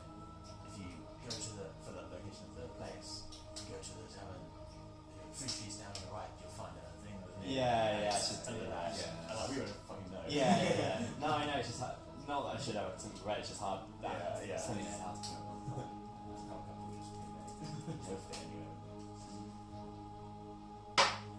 I reckon you could fucking bash that out. Yeah, Like, just I'll go- try it in future. Okay. It literally can be anything. Yeah, no, Next session when we go to that thing, you can just like have changed it. It's not like we're gonna be like, wait a second, last time The house was a different size! yeah, you said it was a red That's brick not house. what now. it is. Okay, so do you want to head over to Garrick's? Yeah, That's okay. do we have? Well, I'll just tell you the loot, I guess. Oh, okay, sure. So he gave you those healing potions already, but basically he has. There's this very like rundown. You're not getting anything. Gesh is not going to plunder his house. Sure. Yeah, Okay. fucking right. He's Alright. he's angry because he's confused and his fucking no. He's No, that's fine. I'm gonna see if you change your mind as well. He's not like He's dead. his trauma has hurt him so badly that he's just angry at someone who's trying to help him. undead. He died from dies, tasking. and his soul is like a ghost. It's Oh. come back, inhabited his dead body, and come back and tried to kill someone. Oh, so he's actually dead. He's an undead being. Oh, so his house is like derelict. It abandoned. Okay, That's that's more loot for us. No, I thought he was still alive, and I thought the Revenant was like just like a magical power that he sort of had. Should have explained. Yes. Okay. So. Okay, so I go with them to still no. Gesh is still sheepish, Yeah. approaching this house, and then I'll decide to pay based on what you said. So yeah. How valuable the thing is. No, based on what you said. So there's this house which is basically like you can tell that like everyone's just kind of steered clear from it because it seems like typical, you know, if someone dies of task and nobody really wants to go near there where they were. Is it like the abandoned house in Chadenhall in Skyrim, in Oblivion, for the Dark Brother? That one. Oh, Do you know where it's all like loads of cobwebs and shit, Yeah. and like no one goes anywhere near it. yeah, I guess. I mean, it's all like it would have been carved into one of these little because there's part of the West Town, so there's all these alleyways like carved into the mountainside, some of which you guys travelled down. And so yeah, you go to this one where and yeah, this place is just kind of all derelict and fucked up, and after like digging around for a little while, you eventually find this chest under the bed, and you crack it open, and inside there's 4 platinum and 1,200 gold. In addition to that, there's a very fine-looking cloak which looks like old, but it's completely like. This is the thing you fucking mentioned at yours, isn't it? Oh yeah. There's this cloak, and it looks like it's made of quite like a fair it's like leather that seems to vary in thickness. It goes from like thin to thick like throughout it. It's a very sturdy cloak. And there's also in part of this like long chest which you've opened up is this very fine wooden bow. Just what I thought was funny. Trying to bait Gash even more. Just always just like missing shots. This bloke is like twice the size of him. Like 24 damage to a rock. It's made of wood, which looks like very natural. All the grains kind of going in one direction. It's quite dark wood and kind of like dotted up Like at various, ebony. at various points. They dotted along up it are these kind of like golden. They almost look like coins that have been like pressed into. They're smaller than that. They've been like pressed into the front of the bow. And they've got little dwarven runes on them. Yes. So, if you guys wanted to take a minute to identify these items. Yeah, we should do it quickly though, because it's still a bit of a drive to Wall Street. Okay, fine. Right. 10 minutes, it's like now, so I'll leave. All right. Okay, I'll quickly tell you what they are. Just whop everything up real So quick. one of them is a cloak. It's called a cloak of the bat, and basically when you're wearing it, it allows you to glide, basically. And in addition, once per day, you can polymorph into a bat for an hour. The bow is it's a mix between elven and dwarven craftsmanship, and basically the bow, you find that when you're holding it, it seems quite nice, and it's a +1 bow, so you get just like extra attack from it. And then also you find that whenever you pull the string, an arrow materialises where you pull the string. What sort of arrow materialises? Just like a regular arrow, but it does deal. It will deal like 2 damage as well. Have you seen all Is that the one with the Greek gods and stuff? Yeah, it's Henry Cavill before we've seen that. Oh really? Yeah. There's a scene where when he pulls it, this like golden arrow just like appears. Oh, that's pretty sick. Yeah. Can I have the bat thing? Then you have that fucking sick ring. I can miss step, yeah, but I'll go with Well, so it's just glide, so you can jump off something high. And glide basically. Yeah, I reckon. I got the rod. You got the bow. Enoch got the boots. I haven't got any money. Sick. You've got a fucking sick ring. I got something planned for time. I have nothing You yet. just got a fucking bow. Yeah, how should you get the That's a fucking thing. I should get the cloak as well. No, fuck you. I reckon, bro. So much He needs spells. Suck my No, yeah. Misty ring can use once per day. Yeah. Everything else is like use as much as you want. I was just trying it. Yes, the way it While works, but it's every foot that you go down, you can move 5 feet forward. Does it count as your movement speed? No, not technically. also, while we're in his house, as he claims to be such like an experienced and fucking travelled adventurer, can I have a look around and see if he's got any other armour? Well, so it looks like there's like. Does he have like a wardrobe, or does he have like a stand where he's got a suit of armour on it, or anything like that? Yeah, so it's mostly just like decent-ish clothes, but most of them are like very much like moth-eaten and like degraded from like, you know, like I guess like parasites and stuff. There's nothing like hidden. If we were to do like a perception check and all that shit, there's nothing like stashed away anywhere. No, so the extent of it is that there's like the extent of it is that there's like these old like weapon mounting points and stuff like that. Okay. Which would have been, you know, presumably had weapons on them at some point, but don't seem to any longer. Sure. But yeah, there's nothing about it. Yeah. Cool. Nice. Yeah, what I was saying to Ali is that it was quite funny that, because I had this quest plan for when the other guys were here, because like the thing is, right, that I just think it's funny that he's not here, because obviously like they fucking love that cloak. Right. So I think it's funny that he's not going to go, like, not funny, but like a shame / funny that he's. Yeah. I mean, he's already got the fucking boots. But Yeah, the boots and the cloak would have been a pretty would have been a great combo. Guys, instead of rushing, when we should drive you back. I can see him saying that he's still like it.